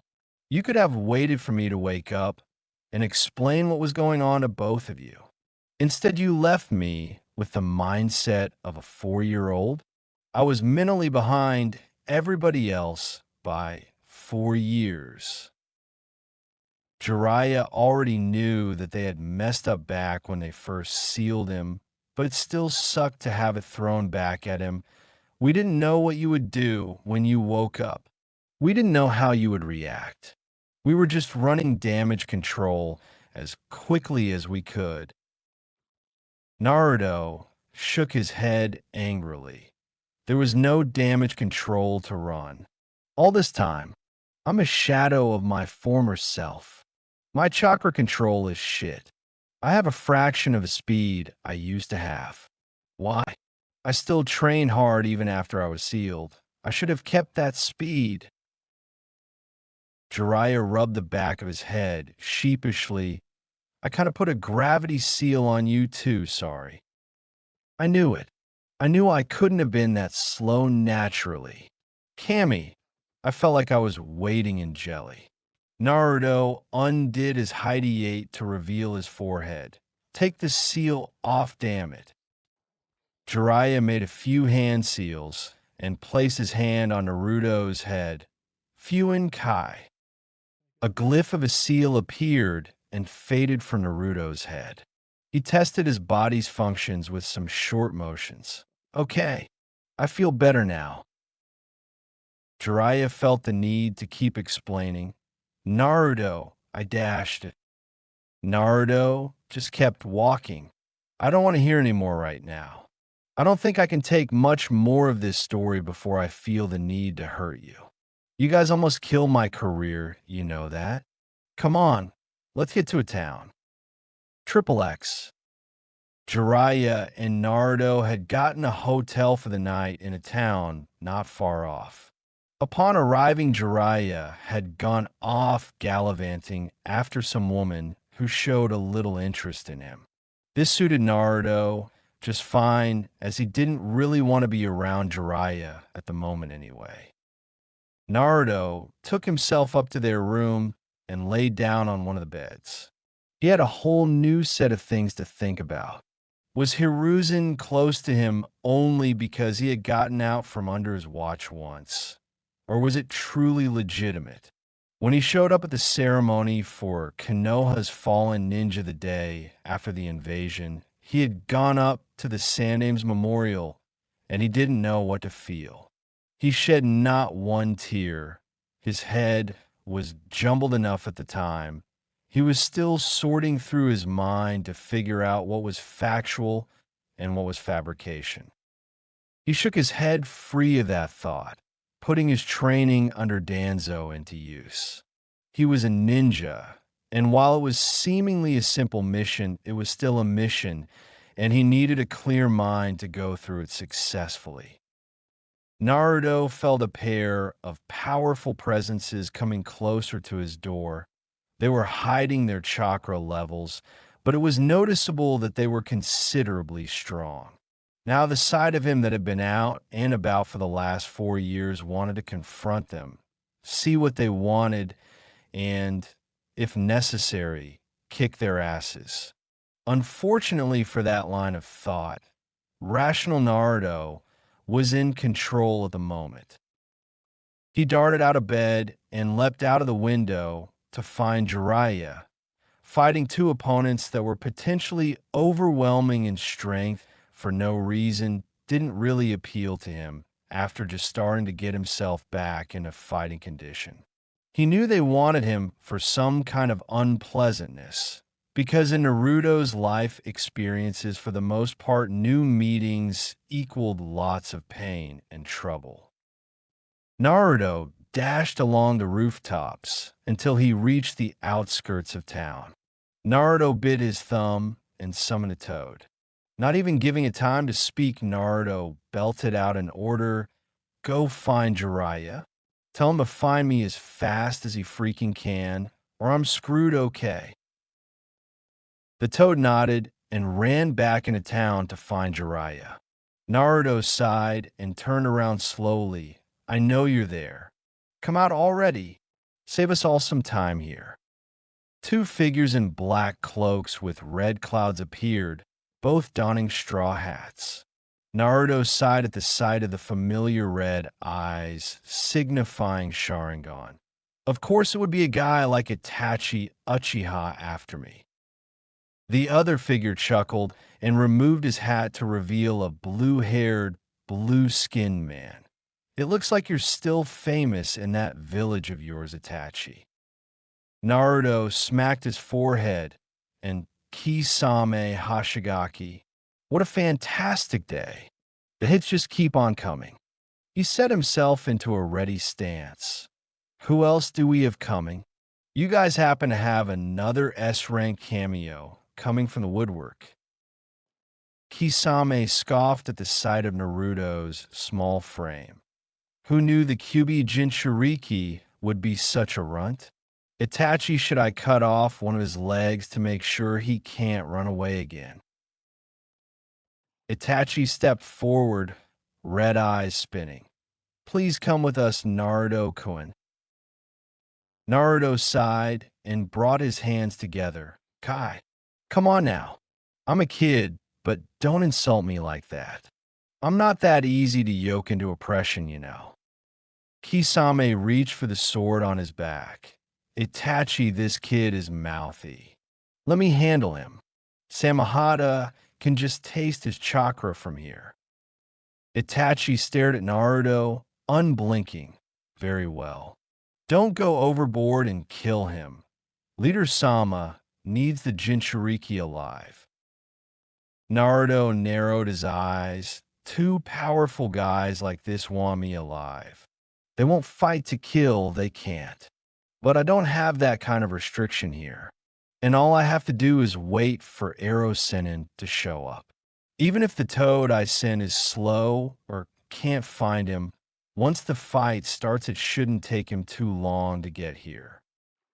Naruto drew his ninjato, and in the blink of an eye was at Kisame's throat, who had brought Samahata down to parry his blade. You're pretty fast, Gaki. Naruto pushed with his sword. I used to be faster. He felt Kisame pushing him back and grunted. Used to be stronger too. Kisame brought down his massive weapon on Naruto's shoulder and pulled back, slicing deeply into his shoulder before kicking the boy off. Naruto picked himself up off the ground. Ugh. I seriously need to whip my ass back into shape. So, King Cell, this ain't gonna cut it. Kisame grinned maniacally as he rushed Naruto and swung at him with his sword. Naruto ducked low and swiped to Kisame's feet. In response, Kisame uncorked a kick at the ducking Naruto's head. Naruto saw it coming and rolled out of the way. Man, I'm glad Arrow Sennin had the common sense to at least take the stupid gravity seal off of me. I'd be dead meat otherwise. Naruto sheathed his sword back into the scabbard on his back, going blade to blade with one on the seven swordsmen of the mist. Label me the idiot of the day. Itachi walked a few steps up. You're better than our intel anticipated, Naruto-kun. It was said that you were a dead last Genin-level shinobi. You've shown much surprising skill. Naruto huffed as he ignored the dripping wound spanning his shoulder. Yeah? Well, there's no such thing as perfect intel. Indeed. Itachi removed his own hat to look at Naruto. This battle is unnecessary, Naruto-kun. Just come with us. You cannot defeat us both at your current level. Naruto glared at the rogue Uchiha and the shark-like Kisame. They're right. I couldn't beat these two like this if they were here to kill me. And I don't even have to win. All I have to do is last long enough for some help. Naruto smiled as he felt his wound begin to pulse with a familiar sensation. Apparently, breaking the seal inspired the Kyuubi to stay awake more often again. Good. Now, if only he had found the time to set up his old arrangements with a powerful Kitsune. Then he could just have Kyuubi help him rampage on their asses and be done with it. There was time to think about that later. He had a tall order ahead of him here. Kisame and Itachi covered each other's weaknesses extremely well. What Kisame lacked in long-range ninjutsu, potent jinjutsu, and tactical finesse and patience, Itachi more than made up for. Vice versa for Itachi and his close-range skills. Naruto didn't think he could win in close with Itachi anyway. That damnable Sharingan would give away his every move, unless... Itachi walked ahead and called Kisame back. Kisame, I would like to test Naruto-kun for a bit. Stay back for a moment. Naruto would have grinned from ear to ear if it wouldn't have looked so suspicious. Itachi and Kisame both think he's weak. Itachi will probably let the genin in close to humor him. That's where he would get his chance. He needed to abandon all logical reason and just flow. The only way to bypass the Sharingan was to simply move faster than the body could adjust to, as if that would work on someone like Itachi. However, if Itachi could anticipate his movements, then what would happen if even Naruto didn't know what he would do next? It would be a pain to try, fighting his own muscle memory and his own instincts just to attempt a new strategy on the fly. Ugh, sounds like something his jumpsuit wearing self would try. But then again, why the fuck not? Even an idiot can come up with some masterful gems of ideas every once in a while, right? Naruto ran in and ducked, looking to jump when in range of Itachi. But as he crouched, spontaneous inspiration came to him. Instead of jumping high as he had crouched to do, he tumbled forward and rolled through. This random act got him inside of Itachi's guard. Now what? As he saw Itachi move his arms to react to any action he could take from this point, in a split second, Naruto once again listened to the most random thing he could think of. He tilted his head up and spit directly in Itachi Uchiha's face. Now at this time, if he wasn't. 1. Already in a fight that he knew wasn't going to be pleasant if it dragged out, and that's if he actually believed he had a snowball's chance in hell of actually winning said fight in the first place. 2. Flying by the seat of his pants too fast to take into account what he was actually doing. After all, if he wasn't a bloody mess on the ground, yet that had to count for something, right? And 3. Primarily trained to not show any emotion or feeling in combat against any enemy, even if pressed with insurmountable odds. And Itachi Uchiha was damn insurmountable for a handicapped former operative 4 years out of the game. If it weren't for all of that, then he might have had the logical inclination to shit his pants when he saw that loogie make contact right on Itachi's left brow. And it worked too, because from the look on Itachi's face, he damn sure never saw that as a viable option against him in the middle of a fight. Itachi froze in place, giving his diminutive adversary the opportunity to launch a vicious jumping snap kick to the side of his head, sending him flying back to his partner. The combination of seeing a 12-year-old kid spit into Itachi fucking Uchiha's face, and then seeing said kid dropkick Itachi Uchiha back 15 yards left Kisame's jaw quite slacked. Kisame pointed dumbly at Itachi as he watched him rise to his feet. Itachi, you've got a little something right there.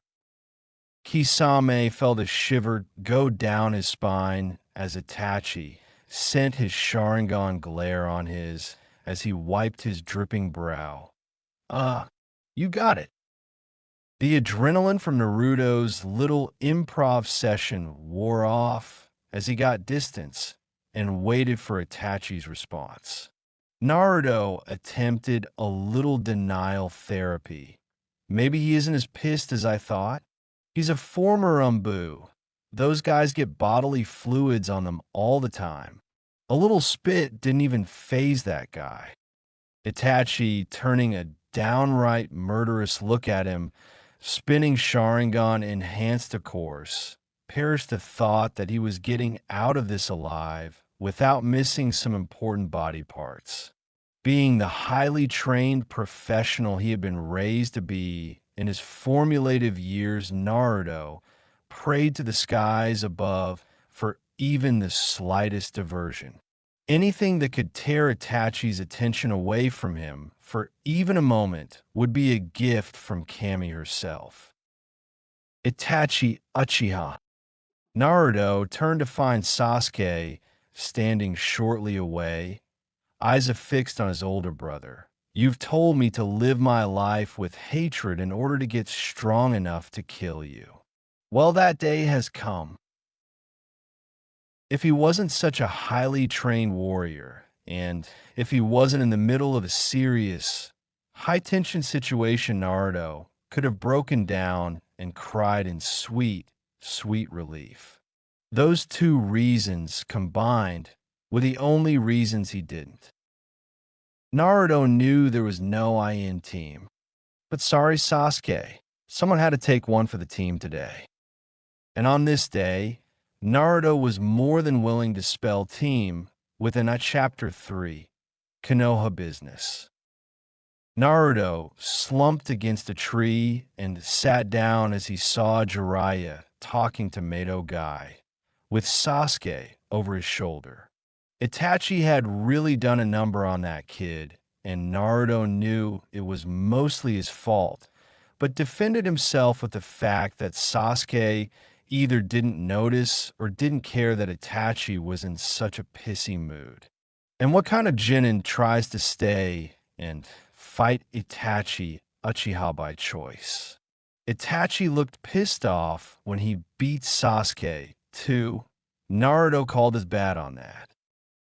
Naruto had gotten his ass saved by Sasuke's assistance, and he knew it.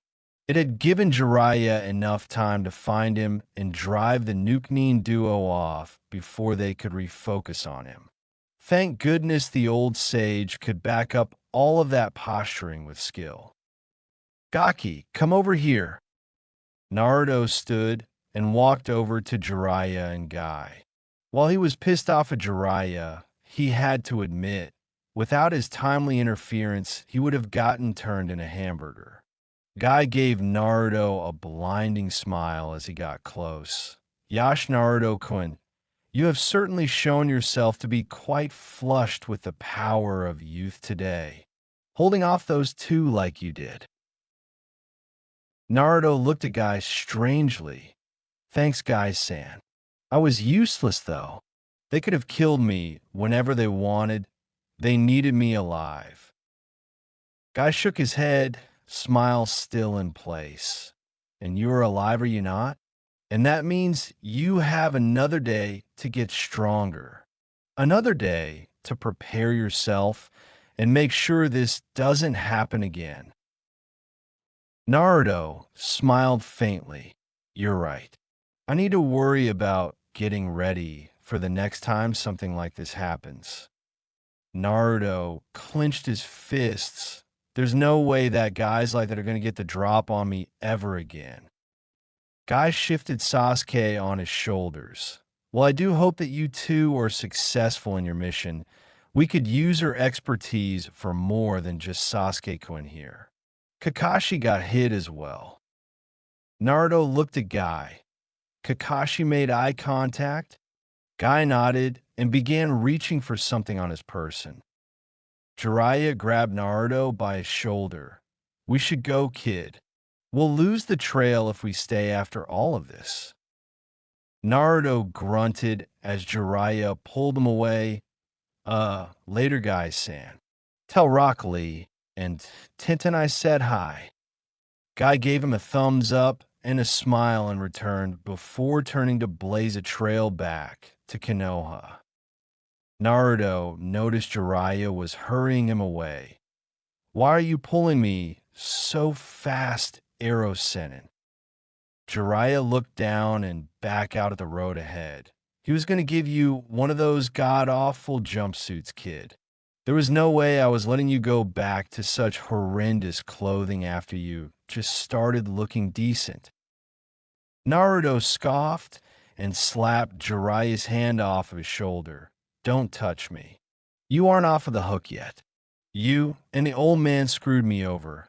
I'm a joke in Konoha these days because of what you guys did. Itachi and Kisame treated me like a piece of crap back there, and while it helped keep me alive and out of their hands, it was insulting. Naruto grumbled as he stomped down the road. I've got at least two S-rank Nuke after me, and I'm a sitting duck if they decide to get serious on me. We seriously need to finish this mission so I can work on getting back up to snuff. Jiraiya shook his head as they traversed the roads. Triple X. Naruto had calmed down over the course of the next few days.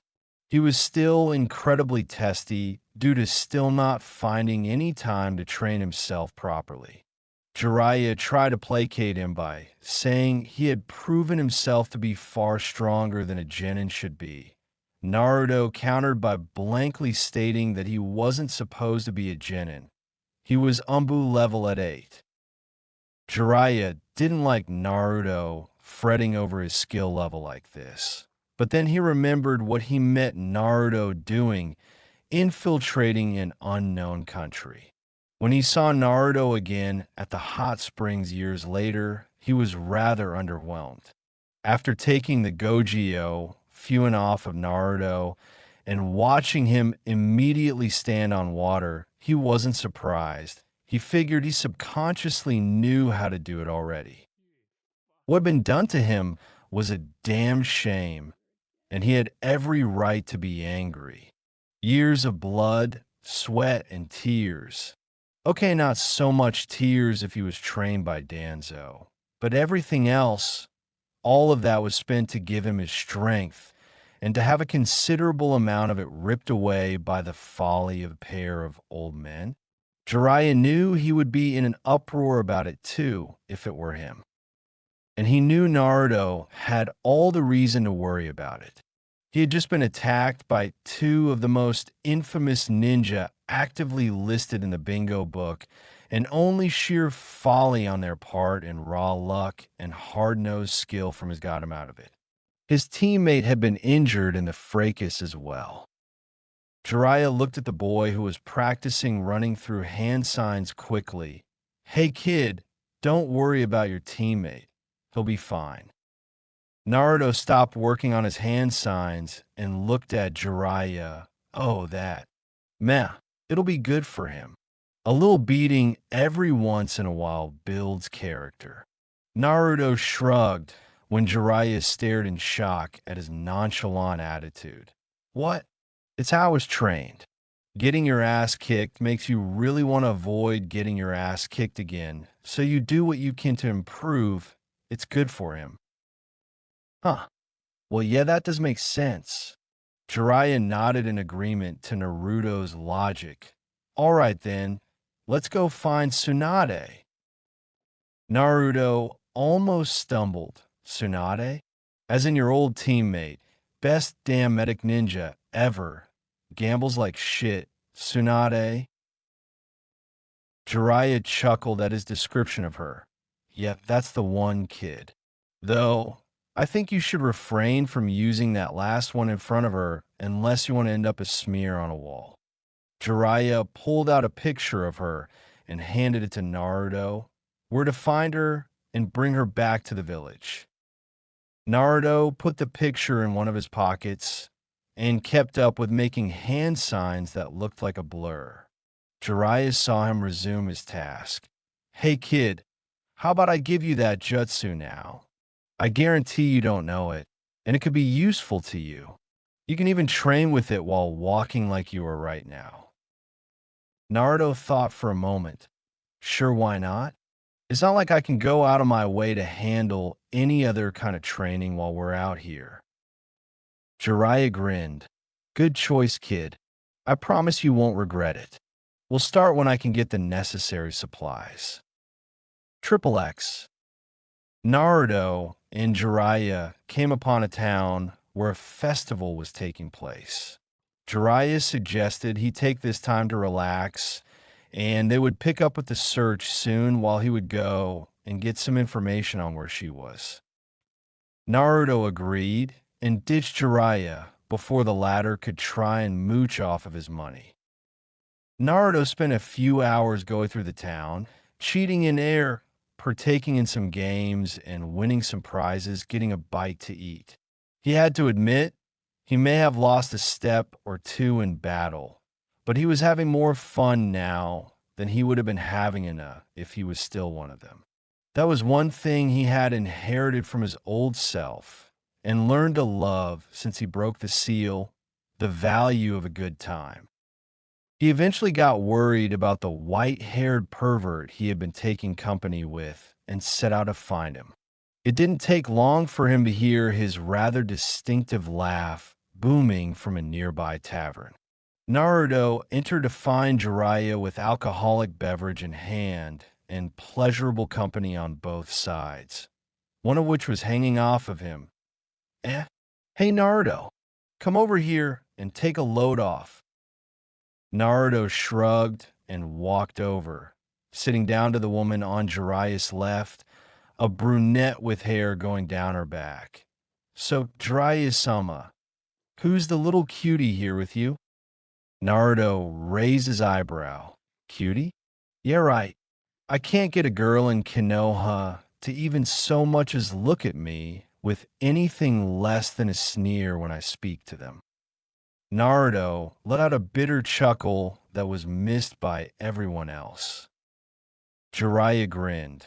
This is my student Naruto Uzumaki. Naruto, say hello to Takoko and Sakina. Naruto waved and let out a small hello. Takoko, the girl he had been sitting next to that wasn't on Jiraiya, leaned on him, wrapping her arms around his neck. Naruto figured she must have been around 5 years older than him. He's so cute, Jiraiya-sama. He heard the girl let out a gasp as she touched the scar on his face. How did you get something like this? You're so young. Naruto shrugged. Life is hard. It's just a scar. It's nothing important, just a reminder to duck next time. He was a good sport about it, as he let her trace the mark over his eye. Naruto and Jiraiya stayed and talked with the women until a few hours after nightfall. Naruto had refrained from drinking the entire time, letting Jiraiya get his fill for now. He knew the man would pay for it in the morning. Naruto waited until Jiraiya was blackout drunk, which took way longer than Naruto figured it should have been. What the hell was his alcohol to blood ratio? Cammy bid goodbye to the women they were with and proceeded to haul Jiraiya out of the bar towards an inn for the night. As he got a certain distance down the road, Jiraiya seemingly got a second wind and rose from Naruto's shoulders. Wow, you were strong, Gaki. That was quite a ways to haul dead weight like me. Naruto looked up at Jiraiya, who had seemingly shrugged off the effects of an entire day's worth of binge drinking. You should be laying face up choking on puke right now. How in the hell are you even standing straight? Jiraiya smirked at the boy as he continued looking for a place to stay. I'm no lightweight kid. Naruto deadpanned a look at him, saying that he didn't drink a lightweight share, while Tsunade would have dropped hours ago. I'm just that good. I'm surprised you didn't drag me out or call me an old perv or something. Naruto sighed. I'm not adverse to enjoying myself, and those women were hot. Besides, you said we were relaxing today. Even a brainless ceiling asshole like he needs to rest. And that's obviously how you take the edge off, so why should I have interrupted you? Jiraiya chuckled. You sure are different these days, Gaki. I think Takoko liked you. That damn scar is going to get you all sorts of pity sex when you get older. Naruto snorted. It's just because she doesn't know who I am. If we were in Konoha, I'd have been shoved to the back burner there, and you know it. Jiraiya hummed in response. Maybe you should get your head off of that pink-haired girl then? There are plenty of other women that won't try to give you brain damage. He expected him to start ranting about how he'd never betray Sakura-chan, or how she was just complicated or something. What Naruto said made him almost fall in the street. Huh, so true. Well, you were the one who did it. Jiraiya looked over at the calm expression on his face. What? Naruto looked at him with a cocked brow, hiding his slight glare. The first thing I thought of her, when I had time to think about my team again, was what the hell was my other self smoking to think she was any good for me? My dumbass, childish self was the one that was attracted to her. Therefore, it's your fault. However, I don't interact with any other girls, my age or otherwise. Not before you seal me, and sure as hell not after. They all got used to the me that was terrible at everything. Naruto looked up at the moon. All the kunoichi my age all think I suck, or they can't stand me. All of the civilians fawn all over Uchiha team, or are too weak to be able to put up with my life, and the ones that don't all hate me anyway. I think Danzo might have been onto something when he told me to get rid of my emotions, because knowing you'll never get laid out of love kind of sucks arrow sinin. Naruto scratched his chin in thought. Jiraiya flinched as he noted how calmly he had just said that he would never find anyone to be with. No one should just accept that kind of thing as a fact of their life.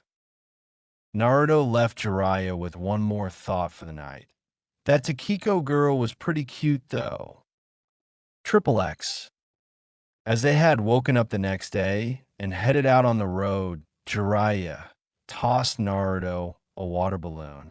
Naruto looked up at him blankly. What the hell is this? It's not that hot, arrow sinin. You're a grown man. Jiraiya held out another in his own hand. The jutsu you're learning has 3 steps. The first one is to pop that balloon with just the rotation of your chakra. Naruto yawned, well, does this mystery jutsu have a name? Or will I have the pleasure of doing that? Jiraiya held out his other hand as a rapidly spinning blue ball of chakra formed in it. Naruto noticed the speed and the size of the jutsu compared to the massive amount of chakra rolling inside of it. Jiraiya smirked as he saw Naruto's eyes affixed to the ball. It's called Rasengan.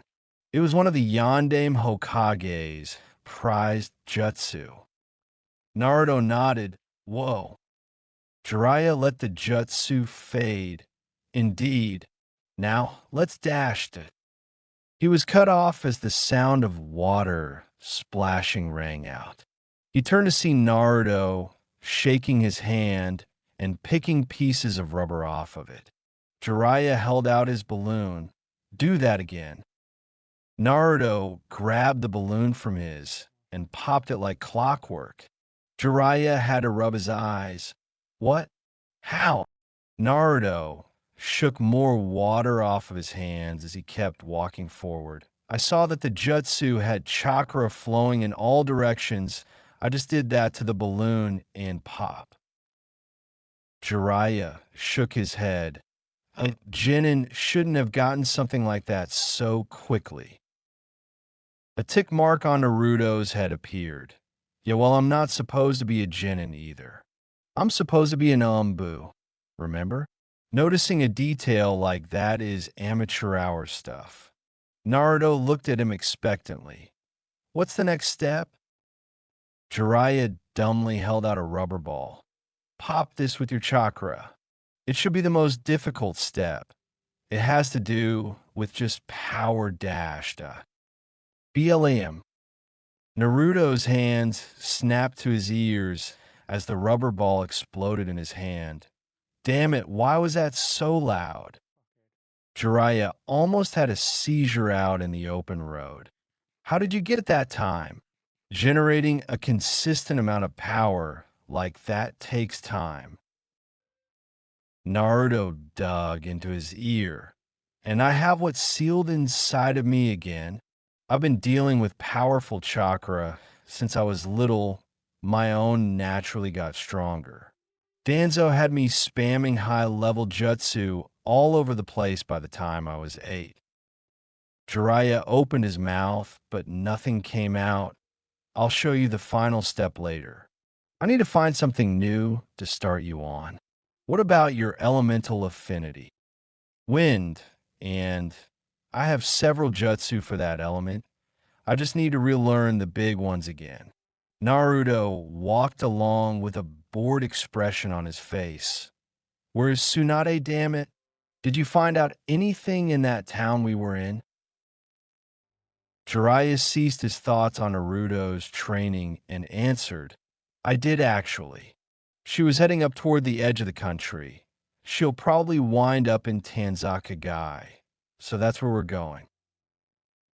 Naruto grunted, tell me the third step so I'm not wasting time on the way. If I can't get my conditioning in then, I'll have to work with this jutsu until we get somewhere where I can actually work on it. Jiraiya sighed and blew up a balloon. The next step is to mix the first 2 steps in this balloon. Naruto looked at the balloon in Jiraiya's hand. So what am I doing? Jiraiya lifted his other hand and formed a Rasengan for Naruto to see. Naruto opened his mouth, forming an O in recognition. So I'm doing that, just inside the balloon instead, right? So I can get the spatial composition down. Jiraiya nodded. It took me 2 months just to get this far. It hasn't even been an hour yet for him. Kid, what were you like before you were sealed? Thinking about something like that terrifies me. Naruto attempted Jiraiya's instructions. Jiraiya actually breathed a sigh of relief when Naruto's balloon popped. If the kid got Rasengan in one day, then he would have had a fit. Naruto received the pack of balloons from Jiraiya and took out another to blow up. Well, it looks like this will keep me busy for a while. Triple X. What happened here? Jiraiya and Naruto looked at what used to be the famous castle of Tanzakagai. It was nothing but rubble at this point. Jiraiya and Naruto walked over to the scene and looked around. While Naruto kicked at the rubble under his feet, Jiraiya noticed holes in the wall nearby, a sign of his wayward teammate. Jiraiya jerked Naruto by his arm to lead him away. Come on, kid. We're close, very close. After searching the town all day, they stopped at a tavern for a little meal before retiring for the night. Jiraiya stopped as he walked inside. Tsunade, a blonde woman with a jewel-looking mark on her forehead, looked up in shock. Jiraiya, what are you doing here? Jiraiya and Naruto walked over to her table, where there was a black-haired woman holding a small pig. Well, we just stopped here for a bite to eat. Imagine meeting you here of all places. Naruto took a seat alongside Jiraiya and looked out at the 2 women, Tsunade. So this is the last of the Sannin. Looks like I've met the full set. Lucky me. Tsunade's eyes drifted over to him. So who's the Brad Jiraiya? Naruto's eye twitched. Yep. Lucky, lucky, lucky. Jiraiya looked at Naruto, who was wearing an unreadable expression, minus the twitching. This is Naruto Uzumaki, my new apprentice. Naruto's eyebrows shot up. Apprentice? Since when? Jiraiya smirked at the boy. Since you signed the Toad contract before the invasion, kid. Congratulations. Naruto grumbled and placed his face on his hands. Great. The guy that locked away my strength and skill wants to make amends and teach me how to fight again. Jiraiya looked confused. Kid, don't you want me to do that? Naruto slammed his palms on the table. I'll tell you what I want. I want to go home so I can get my shit together and get strong again. I want to yell at you and beat you to a pulp. I want something or someone to cling to because I think I'm starting to lose it with all of the shit running through my mind. Naruto was standing now, but I can't have those things, not for a bunch of reasons. I can work on one of those things now, though. Naruto pointed at Tsunade. We're going back to Konoha. Time to go home. Tsunade was stunned silent by the sheer fact that some kid just ordered her to do something of that magnitude, and he didn't even blink. Jiraiya palmed his forehead. Smooth kid. Really subtle stuff there. Naruto glared at Jiraiya. You can shut up too. I'm still pissed at you, damn it. Jiraiya groaned. When won't you be pissed at me? Naruto smirked. When I can do everything I used to be able to do, and then some. Naruto looked back at Tsunade. So let's go. Come on. Tsunade flipped the table over angrily. Who the hell do you think you are, Runt? What do you think you can get off telling me to go back to that place? Naruto didn't bat an eye. I think I'm the unfortunate bastard tasked with dragging your sorry alcoholic ass home, and I don't fail missions. Naruto kicked his chair backwards. You can come with us, or I can beat your ass and drag you back myself. Tsunade pointed to the door and stomped outside. Naruto followed briskly. Jiraiya groaned as he stood to leave as well. Come on, Shizen. Someone needs to sweep that kid's remains off the street after Tsunade is done with him. Triple X. Naruto stood across from Tsunade in the middle of the street. He looked around. You know, this really isn't the place for something like this, unless you like paying for property damage. But don't you have enough debts? Shut up and get ready to face the music, you brat. Tsunade lifted her index finger, one finger. That's all I need for a runt like you. Naruto smirked. I thought I was rusty after 4 years. When was the last time she was even in a fight? Sometimes life cracks a window for you. Well, she just opened the goddamn front door for me. Jiraiya and Shizen walked out. Tsunade let it go. We can talk about this. Tsunade glared over at Jiraiya. Shut up, Jiraiya. He has this coming. Brats like this need to know their place. Naruto glared over at Jiraiya also. Yeah, shut up, Arrow Sennin. Old ladies like this need to learn how to deal with their problems before they turn old and gray instead of just running away. Tsunade growled at Naruto. Give me your best shot, brat. You won't get another one. Naruto's eyes went cold as his face went blank. If I do this right, then one shot is all I'll really need. His eyes narrowed. You better hope I miss. A slight shiver went down Jiraiya's spine as he saw the look in Naruto's eyes. Tsunade? You might want to use more than dashed. Tsunade snapped at him again. I said shut up, Jiraiya. Naruto kept his stone-cold eyes leveled on her. Looks like the crabby old lady needs an attitude adjustment. Yelling at her old friends like that. Tsunade had enough of Naruto's mouth and charged at him. Naruto's body tensed as he counted the steps until she was in range. Shouldn't a Sannin be faster than this? I guess she really is rusty. Tsunade attempted a backhand swipe, but Naruto swatted it away, leaving her guard wide open.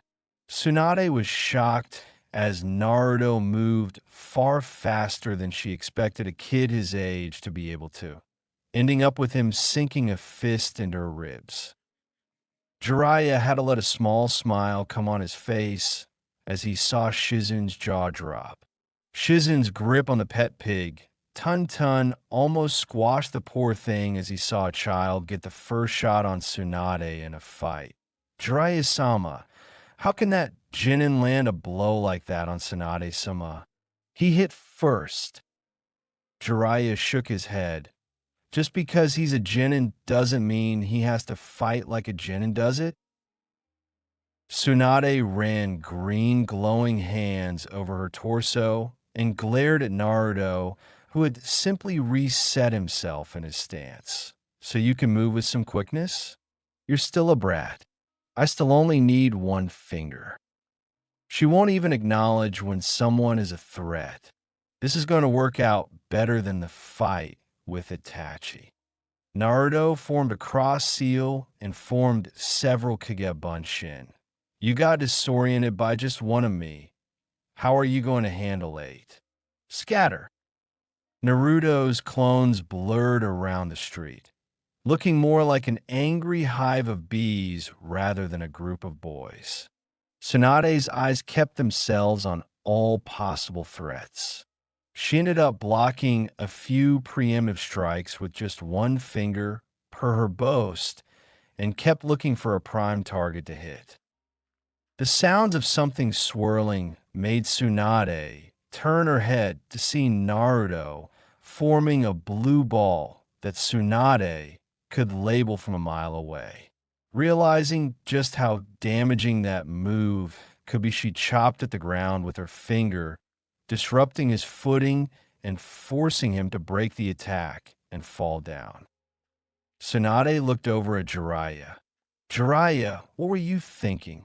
Teaching a kid like this that kind of jutsu. Jiraiya wasn't even looking at her. He was looking in another direction with a grin on his face. Hey, Naruto, don't embarrass her badly, kid. She's supposed to be our next Hokage. Naruto strode out of the darkness of a nearby alley holding something in his hands. He had a dumbstruck look on his face. Really? Her? Are you sure? Because for all intents and purposes, I just killed her. Tsunade watched as the Naruto in front of her burst into smoke and was about to ask what he meant. All of a sudden, she felt a draft around her chest and looked down to see her gray kimono/blouse open and fluttering in the breeze. Shizen looked mortified at the sight of her master's busted glory out for all the world to see. She was thankful solely for the fact that the street was clear. Naruto smirked in a mean-spirited fashion as he slung her obi around like a rope. I think you're missing something there. His eyes widened as he actually got a decent look at her. Whoa. Good on you, though. Vivi. Jiraiya ran up to Naruto and shook his hand with stars in his eyes. Kid, that was amazing. You're my hero. Jiraiya dropped to the ground and bowed down. I'm not worthy to train you, kid. You should be training me. Tsunade's senses came back online as she proverbially saw red and rushed over to Naruto, hitting him dead on and sending him flying into the front wall of a nearby building, utterly turning it to rubble.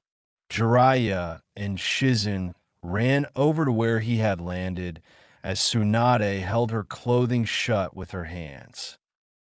Amazingly, they found him still conscious, but not in any condition to get back up. As Shizen started running a diagnostic jutsu on him, he coughed up some blood. Asterisk cough, asterisk I win. Tsunade stormed over and ripped her obi from his grasp, reapplying it. What do you mean? Look at you, brat. You're a mess. Naruto grinned, showing her bloody teeth in his smile. You still used more than one finger to beat me. You lose. Naruto shakily picked himself up off of the ground, shocking all who witnessed it. Now, playtime is over. Time to go back to Konoha already.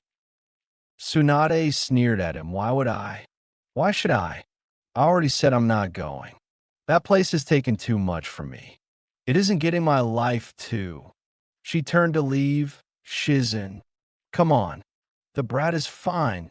We're leaving. Jiraiya stood in front of her path to leave. Tsunade. Like I said, the elders have chosen you as our next Hokage. Now that we've caught you, we're not just going to let you vanish again. We'll stay on you until you decide to come along. Tsunade scoffed and turned away, looking out at the road. She saw the marking from the attempted Rasengan and looked back with a devious smirk. All right, since you won't just leave, how about we have a little wager? She walked over to the injured Naruto. That move you tried to use on me back there. You know it was once used by the Yondaime Hokage. If you can master that move in 1 week, then I'll give you the necklace I'm wearing and I'll return with you to Konoha. If you fail, then you'll give me all of your money and give up the mission. Naruto looked at the necklace and back up at her. Deal. 1 week. I'll learn how to perform the Rasengan in 1 week, or we'll go home without you. Tsunade had a victorious look on her face and turned to leave, Shizen in tow. Naruto got Jiraiya to help him walk down the street as they went to get their own hotel room. Are you going to be all right, Gaki? Naruto's teeth were gritted as he tried his hardest to stay upright with Jiraiya's assistance. Yeah, I just need to sleep it off for the time being. I'll be fine in the morning. I'm okay. Jiraiya rolled his eyes as they hobbled down the street. You know, I kind of wasn't kidding back there, kid. You're my hero today. That sight you gave me, absolutely glorious. I wanted to see that again for over 15 years, and I finally have. The best part, I didn't even get beaten up for it this time. Jiraiya finished with a lecherous grin on his face. Naruto, sweat dropped. That's great, Arrow Sennin. Glad I could help, I guess. Triple X. The next day, Naruto was awakened from his deep slumber by a knock at his door. Lumbering over to the door, he opened it to find Shizen. Shizen-san? What is it? She came inside and looked him over, noting the fact that he was shirtless and had scars littering his body. Are you sure you're okay from last night? Tsunade-sama has liquidated men using less force than she used on you. Naruto sat on his bed and stretched. I'm fine. I've had worse. So what do you need? I need to go train for this bet already. Shizen rubbed her arm awkwardly. That's what I want to talk to you about. I don't want you to think of Tsunade-sama as a bad person. She's just bitter. Naruto nodded. Because her brother and lover were killed during wartime. I know. Shizune's eyes widened in shock. How do you know that? Naruto shrugged. The guy that trained me made me learn all kinds of stuff about Konoha's famous ninja. Shizen looked at him strangely. The academy in Konoha sure goes over some classified things these days. Naruto chuckled darkly. No, they don't. I didn't learn that in the academy. I learned things of that nature elsewhere. Shizen recovered admirably. Well, if you know that, then you must know that that necklace is cursed. It will kill anyone who wears it other than Tsunade-sama. Naruto stood up and walked towards the door. Well, then I guess I'm next. Because I'm winning this little bet of ours. So tell her to get all of her affairs in order and get ready to go back to Konoha. I'll see you later, Shizen-san. Naruto left Shizen sitting in a room as he left the hotel entirely. Naruto made his way to the outskirts of the town, where he found Jiraiya sitting against a tree waiting for him. He had a smirk on his face. Kid, you must have the biggest set on you. You made a bet like that with Tsunade. Naruto smirked at him. Well, I have a week to train my body back up to normal. It won't be even a drop in the bucket to what I need, but free time is free time. Jiraiya looked at him strangely. Kid, you need to work on the Rasengan and win this bet. You can wait to do everything else right now. Finish the jutsu and then do everything else. Naruto looked at him mischievously. Oh, you mean this Rasengan? Naruto formed the perfect blue ball in his hand and pushed it against the tree Jiraiya was sitting against, forcing it to explode in a shower of bark and wood chips. Jiraiya looked at him stunned. You finished it? Naruto grinned widely. Deception is just another tool of the game. When I fought her last night, I used it as a distraction. I just needed to get her attention so my clone didn't really focus on the attack. I could do the Rasengan, but showing her that I could last night would have done no good. She would have just made another impossible bet that I would have had to actually work at. Jiraiya was still confused. Well, why didn't you just show her last night? Naruto gave him a dry look. Arrow Senin, I was seeing sextuple last night. She gave me a concussion. I still feel my head pounding even today. There was no way I could focus to show her the finished product last night after the bet was made. Naruto stretched out as he prepared to work. I'll just milk this for the week of training I can get in and show her on the last day. I don't have to tell you to watch her. You know she's a flight risk. Jiraiya looked at Naruto seriously. Yeah, there's a good chance Orochimaru is here as well. Naruto stopped stretching to look up at Jiraiya. Really? Well then, that's all the more reason for me to get to work now, isn't it? Jiraiya turned to head back to town with a grin on his face. Damn, Brad is going to be stronger than all of us one of these days. Triple X. Over the course of the next week, Naruto threw himself into training as hard as he could. Regaining intense control of his chakra was his primary concern. He trained in this facet by way of mass kunai balancing. He attempted to reacquaint himself with the movements of swordplay once more, but until he could get in some decent sparring, there was only so much he could remember. He still needed weights to get his speed up, and he figured his strength was all right for now. Not being able to activate his true levels for years did a number on his muscles. Contrary to popular belief, gravity seals aren't really a form of training. The seal weighs you down by connecting to your chakra and manipulating how much you would be able to pump to your muscles, decreasing the greatest amounts that you attempt to generate. Depending on the nature of the seal, it could seal away any percentage of your maximum. The difficulty and obscurity of the seal gave rise to the rumors of it being used as a training method. Jiraiya had been using the seal in combat for decades since he had discovered its uses. When Jiraiya came across a powerful or dangerous ninja that he didn't necessarily want to kill, he would sometimes place the seal on them to make sure they couldn't challenge him again.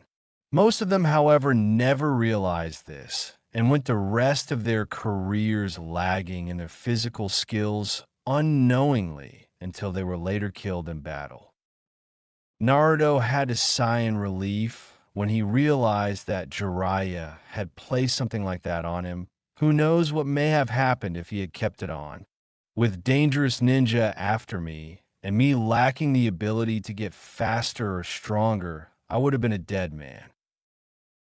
At least he still had enough speed to deem manageable against most opponents for now anyway.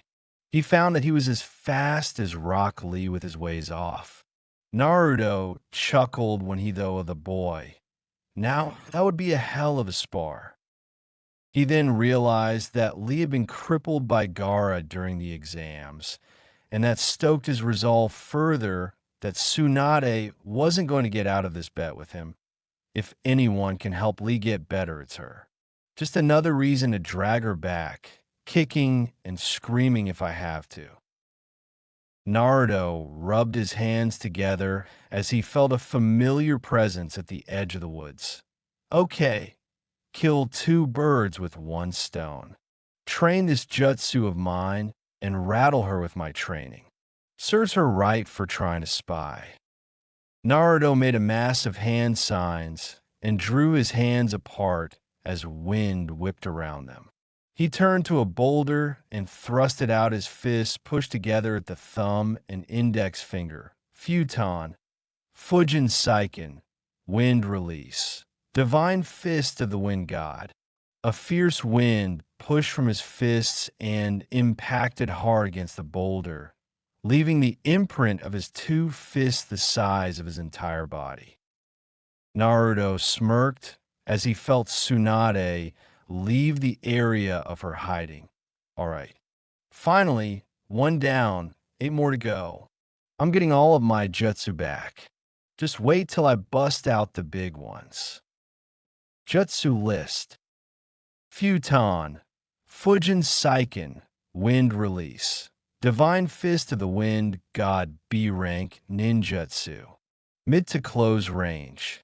Forces the user to direct wind chakra around their hands in the blunt shape of their fist and thrust it out at their target. The impact is equal to the amount of chakra pumped into the attack. However, the control must be adequate in order to use the jutsu at such a high level. Violent backlash can occur if the control over the amount of chakra is not satisfactory.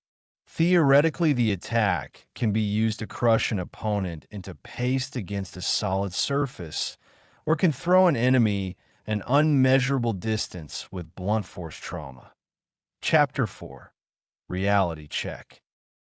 Naruto awoke with a groan. Okay, I guess I still can't use all of my jutsu yet. The previous night, Naruto had exhausted himself trying one of his more upper-tier ninjutsu.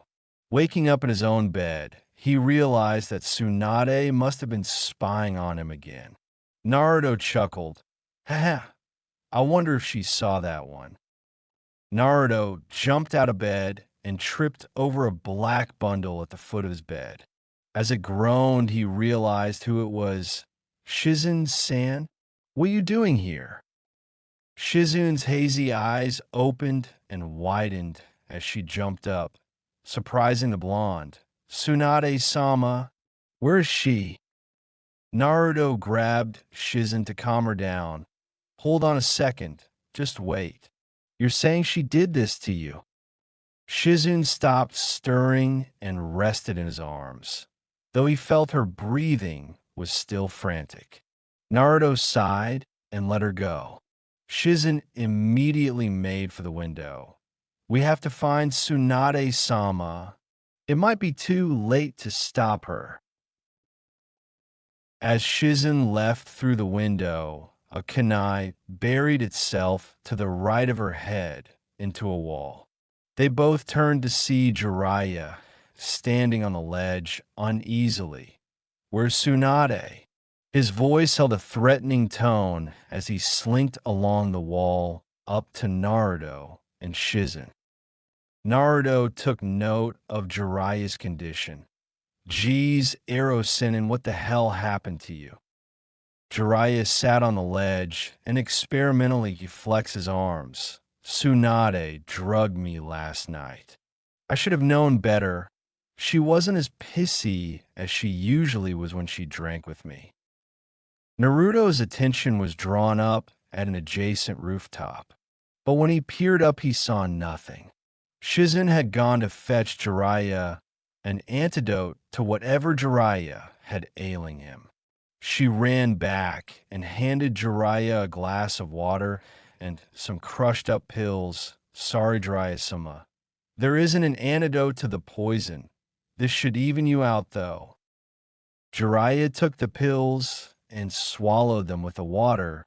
Thank you, Shizun. When Naruto's attention returned to the roof, he could no longer sense anyone's presence. Naruto looked at Shizen. It's Orochimaru, isn't it? Shizen looked surprised. Naruto looked over to Jiraiya. How you feeling, Ero Sennin? Jiraiya crushed the glass in his hands. It's not much. My chakra is still fluctuating, but it'll have to do. Shizen looked down sadly. Orochimaru came to us last week with an offer. Restore his arms, and he'll return Tsunade-sama's most precious people to her from the dead. She looked at Jiraiya, hopefully. Today is the day they meet. We might still be able to keep her from doing it. Jiraiya stood. So how are we going to find her? Shizen grabbed Tun Tun and jumped to the ground before placing the small pig onto the ground. We need your help, Tun Tun. Can you find Tsunade-sama for us? The pig oinked as it sniffed at the ground. Jiraiya and Naruto dropped down around them just as Tun Tun began oinking wildly at Shizen. Shizen turned to the other two with her. Tun Tun has her scent. Come on, it's this way. Triple X. They returned to the area of the ruined castle and found even more signs of destruction, though they were newer. Naruto smiled at the sight of the pulverized wall.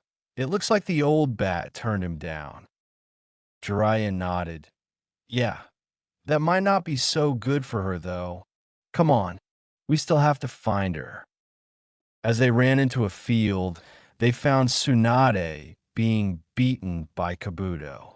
Shizen shouted for her mistress as she ran over to her side. Tsunade-sama. Naruto and Jiraiya waited close by as Shizen took out a handkerchief and wiped blood from Tsunade's face. Naruto looked at the scene in confusion. Ero Sennin, what's going on here? Is it a Jinjutsu or something? Jiraiya shook his head in the negative. Tsunade has hemophobia. She's afraid of blood, kid.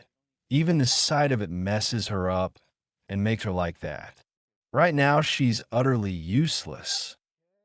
Naruto looked out at Orochimaru, whose arms were wrapped up, but Naruto could see faint traces of blood coming through. Next to him was Kabuto, who was wearing a headband with a musical note on it. Naruto's eyes narrowed at the sight. Kabuto Yakushi, I can't say it's good to see you again.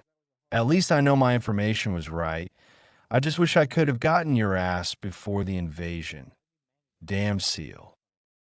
Jiraiya looked down at the now fuming blonde. Cammy kid, I said I was sorry. Hindsight is 20/20, they always say.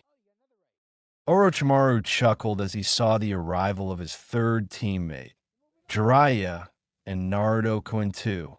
What a warm reunion this is. Though I do no wonder what you are doing here.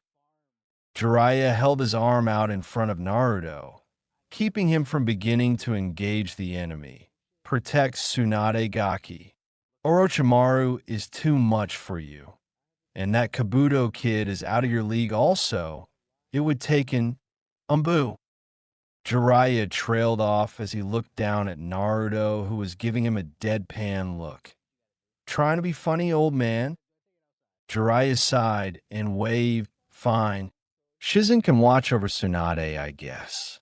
Go ahead and fight Specs over there. I'll handle Orochimaru. Orochimaru heard this and chuckled. You'll handle me, Jiraiya? You were always the weakest of the Sannin. Even handicapped, you can't beat me. And sending your little blonde against Kabuto here, you must not like him too much. Jiraiya looked back at Shizen. Can you keep an eye on Tsunade? Me and the Gaki will handle the snake and his flunky. Shizen nodded and returned to trying to calm Tsunade down. You ready, brat? Jiraiya looked over at Naruto, who smiled up at him angrily. This one's for Sarutobi-sensei. Naruto snorted. You can make it for the old man if you want. This one for the Hebe-douche, sicking those 5 souped-up cursed seal assholes on me when he chased me out of Odo. That son of a bitch with the bones wasn't a joke. I've still got a gripe with him. Kabuto now. Kabuto pulled the bandages off of one of Orochimaru's arms and ran his own blood down the summoning tattoo on it. Kuchios no Jutsu. Summoning Jutsu. Kabuto and Orochimaru then stood atop 3 rampaging snakes, heading towards Naruto and Jiraiya. Jiraiya went to summon himself, and in a small puff of smoke Amakichi was revealed. Oh, hey, good to see you again. Naruto, sweat dropped. Seriously? I could do better than that. Come on, this is serious. Gaki, room. Naruto moved back as Jiraiya made a set of hand signs and slammed his hands on the ground. Doton, Yomi Numa, Earth Release, Swamp of the Underworld. The ground in front of him turned into a dark, murky substance, trapping the snakes within, disabling their movement. Jiraiya audibly cursed. Damn it. It isn't very deep at all. I must still be under the effects of Tsunade's drug. Naruto shook his head. Man, Arrow Sennin, you sure do suck today. Come on, we don't need any help right now anyway. Naruto turned to Gamakichi. Go over to the lady in black and the blonde woman and stay put. This won't be a nice battle.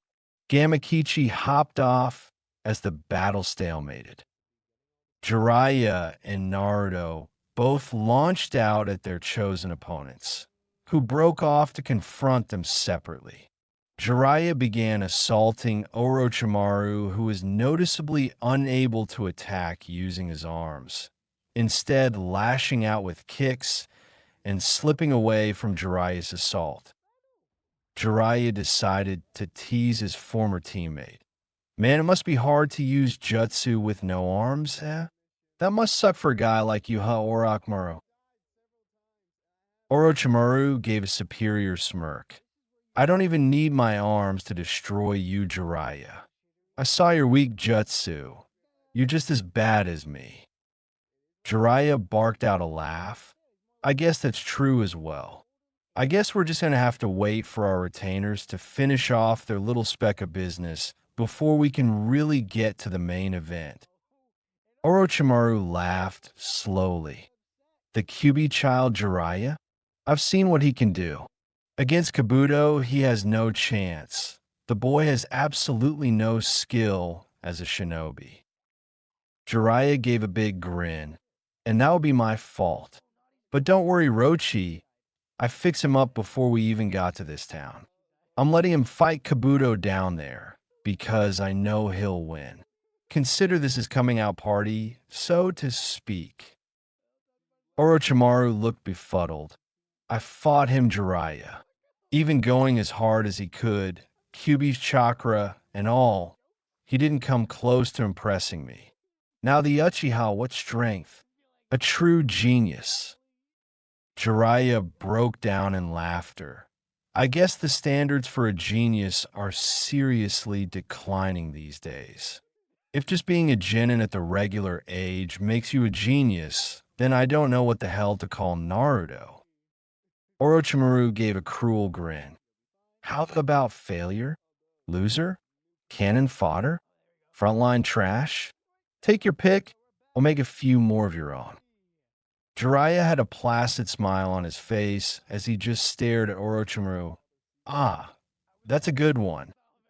Orochimaru contorted his face in confusion. What were you talking about? Jiraiya gave him a hard look. That face of yours just now. I want to remember it for later, just so I can compare it to the look on your face after you see what the Gaki can really do. Triple X. Naruto faced off with Kabuto a distance away from where Orochimaru and Jiraiya were currently in conflict. Kabuto crossed his arms, a decided superior smirk on his face. You might want to leave this place before things get messy. You're a little out of your element here. Orochimaru-sama, myself, Jiraiya, Tsunade, even the woman with Tsunade. All of us are high-level shinobi. I myself am on par with Kakashi Hitaki. And you're just a cute little genin that's out of his place. Naruto started chuckling, but then chuckling gave way to full-blown laughter. Huh. Man, I'm glad I didn't end up broken like everybody else because hearing that little threatening rundown was too much. You? Comparable to Kakashi Hitaki? I'll believe it when I feel it. Naruto pointed back in Tsunade's general direction. I already beat Tsunade the other day. I could have killed her if I wanted to. Knowing she's got hemophobia would have easier than it was. He pointed in the direction of the trapped snakes. Orochimaru is crippled. It wouldn't be too much of a stretch for me to beat him too, especially if he's underestimating me like you. Kabuto laughed loudly. To be naive genin, believing that you can fight and defeat anyone. Naruto scratched his head. How to get you to understand? Okay, you obviously remember 4 years ago when one of Otoge Kyuu's bases got sacked and Orochimaru sent out his elite bodyguards to handle the intrusion. Kabuto nodded. Those fools were punished for allowing the intruder to escape. A spy like that could have been detrimental to our efforts. They haven't failed since. Kabuto's eyes snapped open wide. Wait, are you really saying? There's no way. You would have had to have been 8 years old. Naruto grinned widely. Ding, ding, ding, ding, ding. Got it in one Kabu team. It was me. I'd have gotten away clean too if it wasn't for Ero Sennin's love for dramatic bullshit. Who blows up the information depot during a reconnaissance mission? Honestly, how is that stealth? Kabuto pointed at him accusingly. No way. From what I've seen, and from the information on you, you're nothing.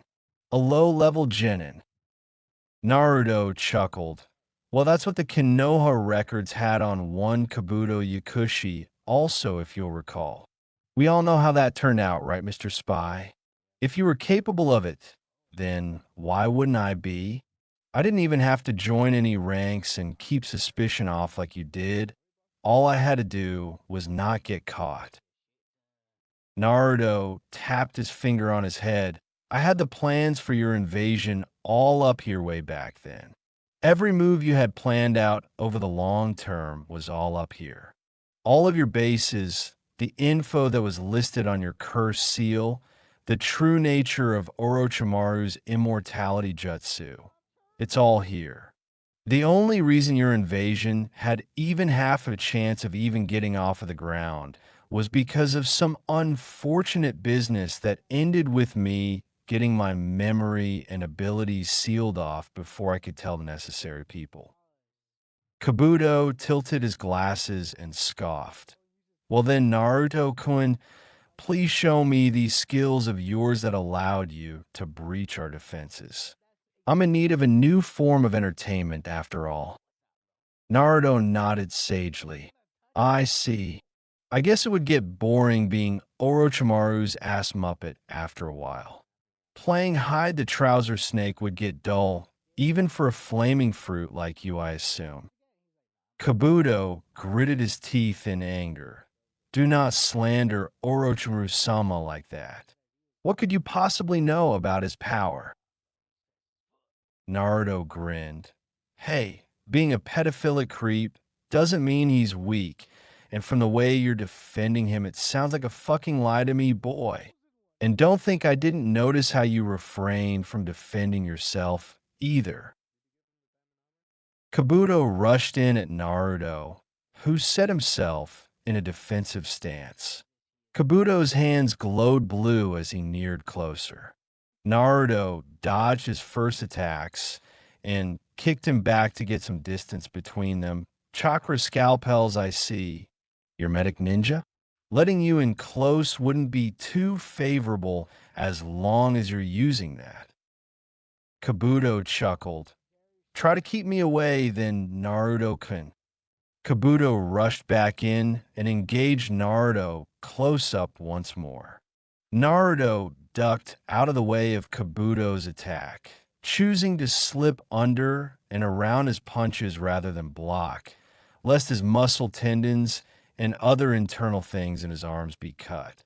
He also had to watch it when he threw a punch or kick of his own to make sure that Kabuto didn't cut anything by simply blocking or parrying his moves. Naruto dodged even more of Kabuto's potentially fatal strikes, grunting in effort. You're really annoying to fight. You're really fast, even for a medic nin. Kabuto's confident smirk returned. Like I said, Naruto-kun, you're all talk. You're not on my level. Kabuto overextended on one of his attacks and allowed Naruto to spring out of close range.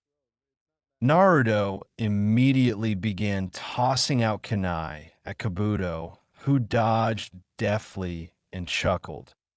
Simple kunai, Naruto-kun? That honestly can't be your best. Naruto rolled his eyes. There you go again with that superiority thing of yours. Why are bad guys such douchebags? Naruto rolled through a series of hand signs. Right on, Denkai, lightning release, electric field. Kabuto sat in place as he felt and saw nothing. Naruto simply stood in place, staring at Kabuto with cold blue eyes that seemed to analyze his every movement. Kabuto simply strolled forward. You must not have that jutsu down quite yet, Naruto-kun. Don't worry. I mean, you're still just a genin after all. Naruto's eyes showed no indication that he had even acknowledged Kabuto's words. Kabuto shrugged and strolled forward, reactivating his chakra scalpels once more, until a sharp jolt of electricity thrusted him backwards. What is this? Didn't you hear me call out the jutsu? Naruto kept his gaze on Kabuto. Only this time he had a smirk on his face. You didn't really think that I was that bad at using kunai, did you? Kabuto turned to see a small spark of electricity coming from one of the kunai. He then noticed that the weapons Naruto had thrown were strewn about in a rough circle around him. A barrier jutsu? I really have been underestimating you. Naruto made more hand signs. I'm not done yet.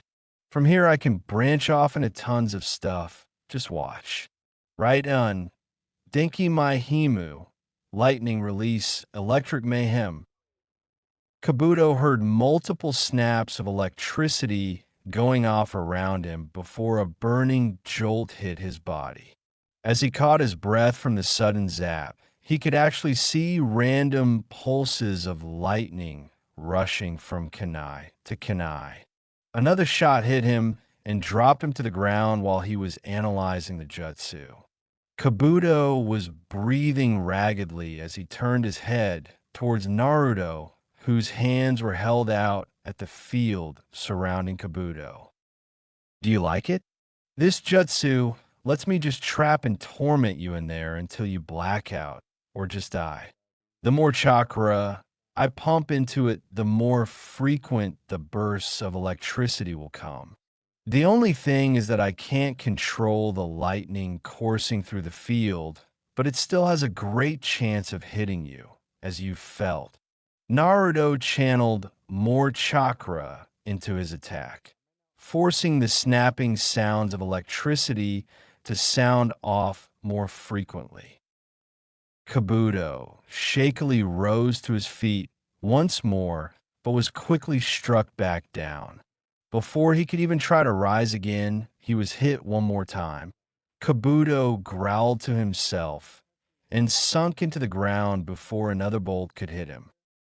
Naruto simply stood in a position to move quickly and jumped aside as Kabuto's hands emerged from the ground to grab at his legs. Naruto landed and formed three Kagebunshin who swarmed around Kabuto, launching attacks up close. Kabuto had somehow recovered enough from being electrocuted to fend off and dispel the Bunshin without too much trouble. Kabuto looked at Naruto, who was once more giving him a cold stare. That was a pretty effective jutsu, Naruto-kun. If I couldn't dim my way out, I don't know how I would have escaped it. Kabuto's hands glowed green as he ran them over his torso to heal himself. You're quite a troublesome opponent. Naruto tapped his foot impatiently while Kabuto healed. Well, while you're doing that, Naruto made more hand signs and thrusted his fists out at Kabuto, Futon, Fujin Seiken, Wind Release, Divine Fist of the Wind God. A visible ripple of air flew at Kabuto and hit him like a high-speed cart, sending him flying back, rolling head over heels bonelessly until he came to a stop. Naruto smirked as he saw Kabuto cease his backwards movement. You still alive over there? Kabuto stood up once more with blood trailing down his chin. That was a solid hit there, Naruto-kun. I was right. You are a troublesome opponent. Naruto scoffed at Kabuto's pseudo-praise. Oh, really? I thought I was just a genin that was out of his element. If all it took to get your praise was an ass-kicking then, when I go back to Konoha, I guess I'll have to start dealing them out en masse. Triple X. Shizune had cleaned the blood from Tsunade's face quickly, but found that she was still lacking response. She had taken to watching Naruto fight Kabuto, seeing as how Jiraiya and Orochimaru were too far away to find, and that she didn't know whether or not Naruto would require her backup. Much to her surprise and delight, however, Naruto was capable of handling Kabuto handily. Were it not for the fact that Kabuto was a medic ninja, she was sure that the accumulated damage of Naruto's attacks would have beaten him. Tsunade's eyes had been affixed straight ahead ever since Kabuto had splattered her with blood, so she actually had been watching Naruto fight Kabuto the entire time. Watching him fight off the silver-haired medic, she realized that she had been extremely wrong in her first impressions of him. He shot his mouth off when they first met, not because he was too confident in his own abilities, but because he found her pathetic. He truly did. Someone with such a famous name, such a famous lineage, and such talent and legend known around the elemental nations was so bitter and disenfranchised. So much so that she let her skills fade enough for someone like himself to get the better of her. That shouldn't have happened, no matter how dangerous he was. When she had seen him train for the entire week, she had been amazed. His attempt to use a range of high-level techniques was something she had never seen from a boy so young.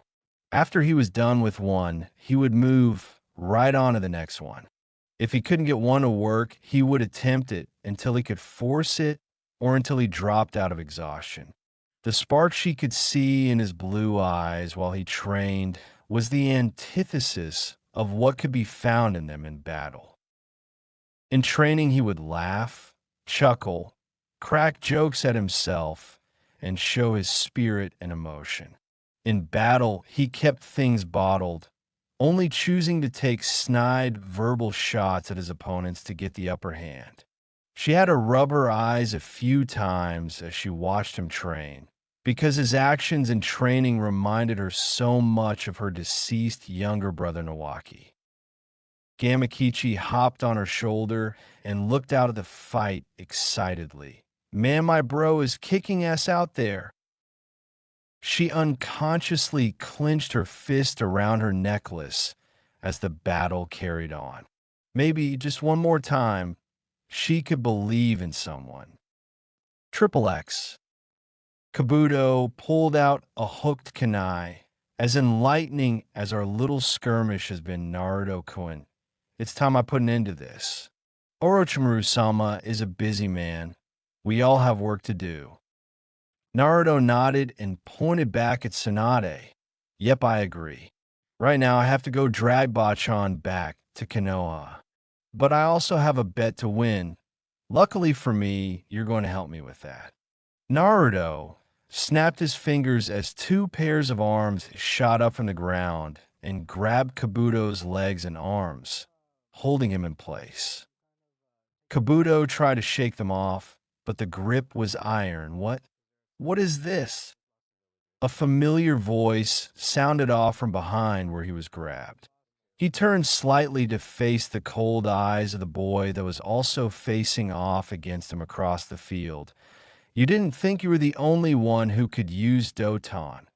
Mogurigakure no Jutsu. Earth release. Hidden Mole Jutsu, did you? Kabuto looked ahead of him to see Naruto smirking. Now I've got this new jutsu I was taught, but I never got to use it on any real people before.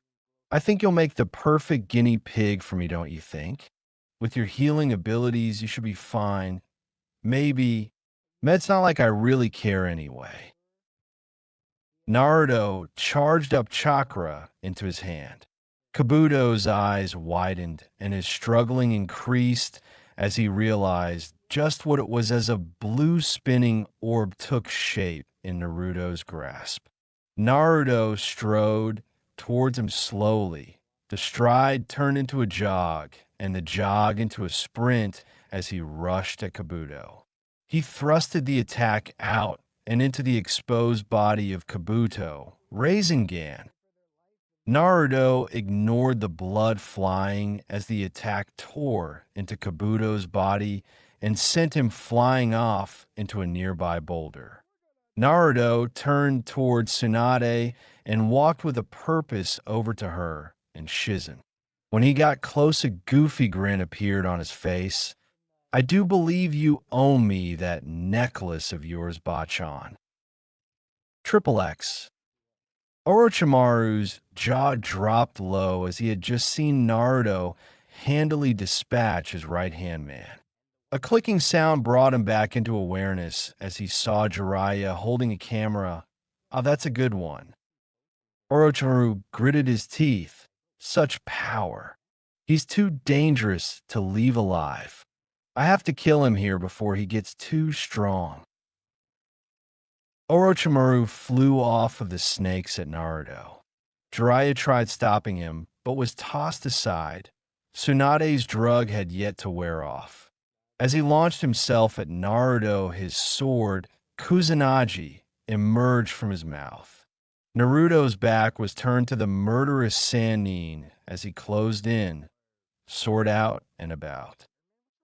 As he was talking to Tsunade, his senses went off, and he drew his sword, turning around in the nick of time just to block Orochimaru's strike. Naruto's eyes widened as he realized just who he was crossing blades with. Orochimaru team, nice to see you again. He noticed the arms of Orochimaru. The old man really did a number on you back in Konoha, didn't he? Orochimaru hissed at the boy as he pushed against him. Just die, boy. You'll ruin my plans for the future. He pulled back and began slashing at Naruto, who held up his defenses, slowly backing up due to his surprising strength. Naruto tried to strike back, but Orochimaru showed traits reminiscent of his summons as he dodged Naruto's attacks. Naruto had to take great care as he slipped around Orochimaru's strikes. Even a scratch from the legendary weapon could poison him, a tactic that Naruto had to somewhat respect, a good way to ensure victory for sure. And Orochimaru knew how to use it. even from his mouth. As the clang of steel on steel went on, Orochimaru landed a kick to his body, sending him flying back next to Tsunade. Naruto gave her a reassuring grin. Don't worry, Bachan. I'll get rid of this guy, and I'll be dragging you back to Konoha. Just sit tight. Tsunade gasped at the sight of the blonde's grinning face. He looks just like Nawaki. She took notice of Orochimaru hovering over him. Orochimaru thrusted downwards with his sword. Naruto barely blocked the point of the sword with the flat of his own. Naruto struggled against Orochimaru as the murderous intent in Orochimaru's eyes blazed. Suddenly a fist was implanted into Orochimaru's face, sending him flying a few feet back. Naruto blinked as he was pulled to his feet by the woman who was just on the ground watching him. Bachan. Tsunade was staring out intently at Orochimaru. Are you okay, brat? Naruto nodded dumbly. Yeah, Bachan, I'm just fine. She smirked at him in response. Good, because I owe you a serious beatdown for all of this Bachan crap you're spouting. Realization then covered her face. Oh yeah. She took off her necklace and placed it on Naruto. You win, kid. You've beaten me fair and square, and I'm an honest woman. Orochimaru stood up and cracked his jaw back into place as he glared out at Tsunade. Tsunade, what do you think you're doing? Why would you put your life at risk just to assist a brat like that? Tsunade cracked her knuckles. I would risk my life because I am Tsunade Senju, granddaughter of the Shodai Hokage, grandniece of the Nidaime Hokage, and as of today, I am the Godaime Hokage of Kanehagakure no Sato. Naruto and Shizen appeared at her side. You tell him, Bachan. Now let's kick his ass and go home already. Orochimaru-sama. Kabuto landed by his side and drew more blood down Orochimaru's summon tattoo to call upon another summon. Naruto blanched as he saw Kabuto still moving. What? I ripped him apart. He should be dead. Naruto! Naruto rushed off to Jiraiya's side to summon for him. Bring out Gamma Bunta. Naruto nodded and summoned for him and Jiraiya. Tsunade followed suit and summoned her own boss creature.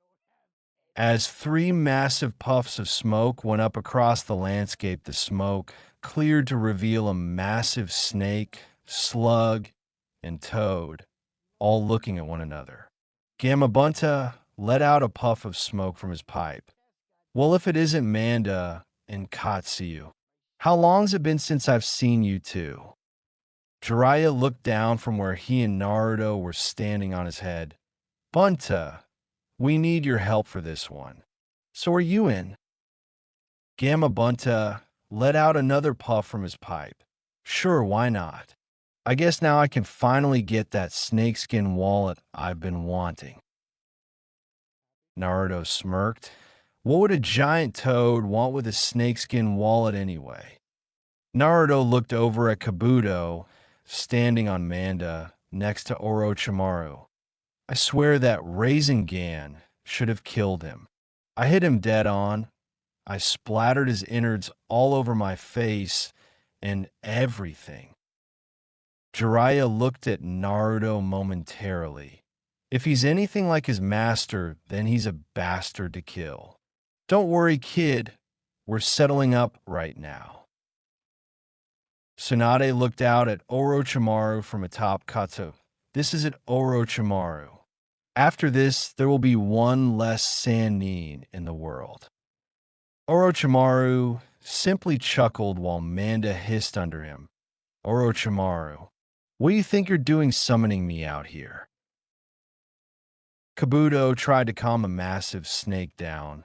Manda, we just dashed. Silence, whelp. I won't bother speaking to a flunky like you. Manda turned angry eyes to the top of his head.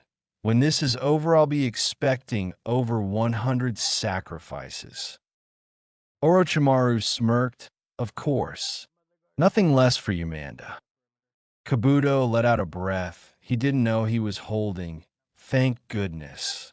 If Manda knew Orochimaru-sama couldn't use jutsu, he might just eat us. Jiraiya patted Naruto on the head. All right, kid, it's deadly serious now. Stay out of things unless I say otherwise. Even if you think you see an opening, it's probably a feint. Naruto snorted and slapped Jiraiya's hand from his head. I'm aware of the level of this fight, Ero Sennin. And I'm also not stupid enough to fall for any half-assed feints. As far as I'm concerned, I'm your trump card, if anything. Jiraiya looked at Naruto in a confused manner. How so gaki? Naruto smirked. Think about it. Orochimaru can't use his arms to use jutsu. Kabuto and Shizen don't really have any long-range jutsu. You and I are the only ones that can fire stuff from a distance. And I can make an ungodly amount of Kage Bunshin, making tons of cannon fodder / potential attackers. I'm your ace in the hole here. Jiraiya chuckled. Well, I guess that's one thing about you that didn't change. You always want to be in the fight. Naruto scratched his head. Yeah, I guess it's in my blood or something. Jiraiya patted Gamma Bunta on the head. Let's go, Bunta. Gamma Bunta drew his Tanto and rushed at Manda, who slithered away rapidly, surprising Naruto. Damn, that big-ass snake is ridiculously fast. Manda moved to Gamma Bunta's blind spot and attempted to bite down on him, poisonous fangs glistening in the sunlight. Gamma Bunta jumped aside in time to dodge the strike and hopped away. Katsuyu moved in and launched acid from her mouth at Manda. Once again showing deceptive speed, Manda slipped away and rushed Gamma Bunta. The boss toad lifted his sword to block Manda's bite, but with a swing of his tail he knocked the sword out of Gamma Bunta's webbed hands. Katsu launched more acid out at Manda, but he dodged before it could hit. Manda rushed over to Katsuyu and began constricting her. Tsunade noticed her boss summon in dire straits. Katsu, separate. The massive slug did as commanded and broke off into tons of smaller forms, disorienting Manda, who had been wrapped around her at the time. Jiraiya and Gamma Bunta decided to take advantage of the momentary advantage given to them. Gamma Bunta jumped back to gain some space, while Jiraiya on his head went through hand signs. Gamma Bunta, give me some oil. Gamma Bunta spat out a glob of oil as Jiraiya held his fingers to his mouth to make a fireball. Katan, Gmenden, fire release. Toad oil flame bullet. The massive fire stream that followed engulfed Manda, seemingly melting his figure. However, it revealed to simply be a snakeskin. Manda then burst from the ground behind Gamma Bunta. Naruto, who had been sitting back the entire time, saw this and whipped through hand signs. Futon, Fujin Saiken, wind release. Divine fist of the wind god. Naruto shot out a double-fisted punch at Manda, who recoiled with the markings of fists on his face. Manda hissed as he coiled himself up, the stinging marks still evident. Little fucking brat. Jiraiya grinned at the shot Naruto had taken at the powerful summon until he blinked. Wait, where's Tsunade? Right on cue, Tsunade flew at Manda, holding Gamma Bunta's Tanto, and slammed the blade through his mouth, pinning him to the ground. Naruto's eyes widened at the feat of strength. Arrow Sennin, remind me to never pull the crap that I tried when I first met Bachan ever again. Jiraiya patted his head. Well, first of all, calling her Bachan is just asking for it. Naruto scoffed. That's pushing it. If I won't stop calling you Arrow Sennin, then how can she stop me from calling her Bachan? Super strength, beat down, be damned. Tsunade ran up Manda's body and began pummeling Orochimaru, while Kabuto's attention was held by Shizen. Naruto, sweat dropped at the sight of the snake Sannin taking such a beating. Why you think we should jump in or something? Jiraiya had his telescope out with a stupid grin on his face. Nah, Tsunade's got a kid. Naruto's eye twitched as the fight persisted. No, I mean for Orochimaru. His facial structure has to be liquidated by now. Kami, let it be known that the guy can take one hell of a punch, if nothing else. He can't even get up a guard to block. That sucks. Tsunade sent him flying with one last massive shot. Kabuto rushed to his side and picked him up. Orochimaru glared out at Tsunade. Damn you, Tsunade. My plans have failed for now. Do not think this is over. There is still another way to heal my arms, and the next time I'll kill you both. With that being said, he and Kabuto sunk into the earth to make their escape. Naruto, Jiraiya, and Shizen appeared next to her as all of the summons had long since dispersed. Jiraiya slapped Naruto on the shoulder. Good job, Brat. A high-level fight like this is over, and you aren't an ugly red smudge on the landscape. Naruto sighed and rolled his shoulder. No respect. I don't get no respect at all. Shizen smiled and kissed him on the cheek. I respect you, Naruto-kun. Naruto chuckled in disbelief and shook his head with a slight smile on his face. And that somehow made this day of bullshit somewhat worth it. Thank you, Shizen-chan. Tsunade smirked as she walked over to Naruto. Well then, Brat, you won the bet, got the necklace, and now we're going back to Konoha. What are we going to do now? Naruto stood still in thought for a moment before turning on his heel and heading back to town. He waved over his shoulder as he walked away. We just got through fighting Orochimaru, and I've been training nonstop for about a week. I'm going to go sleep like the dead. You guys can go do whatever the hell you want. The amassed adults had a chuckle as they heard Naruto grumbling about Kabuto's blood being all on his clothes. Tsunade shook her head at his retreating figure. He's going to be a fine man one day, and perhaps a fine Hokage too. Jiraiya put a hand on her shoulder. You don't know the half of it. A lecherous grin came upon his face. Now that that's all done, a woman like you can't be seen in clothes with blood all over them. That's a travesty. It should be a dress or nothing. Luckily for you, I happen to have no dress back in my room. Naruto could only shake his head as the sounds of solid thwack followed by Jiraiya flying overhead towards town rang out. Jutsu list. Raiden, Denkai, Lightning Release. Electric Field C rank ninjutsu. Mid to close range. Requires contact points that can conduct electricity. Metal obviously works best. A field of electric chakra surrounds the intended point, keeping an adversary trapped within. If the foe attempts to physically breach the field, a powerful force will push them back within, keeping them inside. Raiden, Denki Maihimu, Lightning Release. Electric Mayhem C-Rank Ninjutsu. Mid to close range. A branching technique from Raiden, Denkai.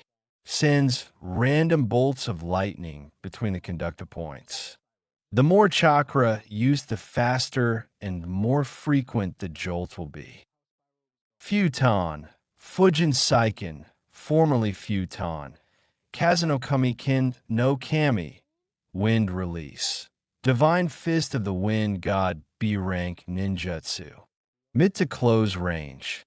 Forces the user to direct wind chakra around their hands in the blunt shape of their fist and thrust it out at their target. The impact is equal to the amount of chakra pumped into the attack.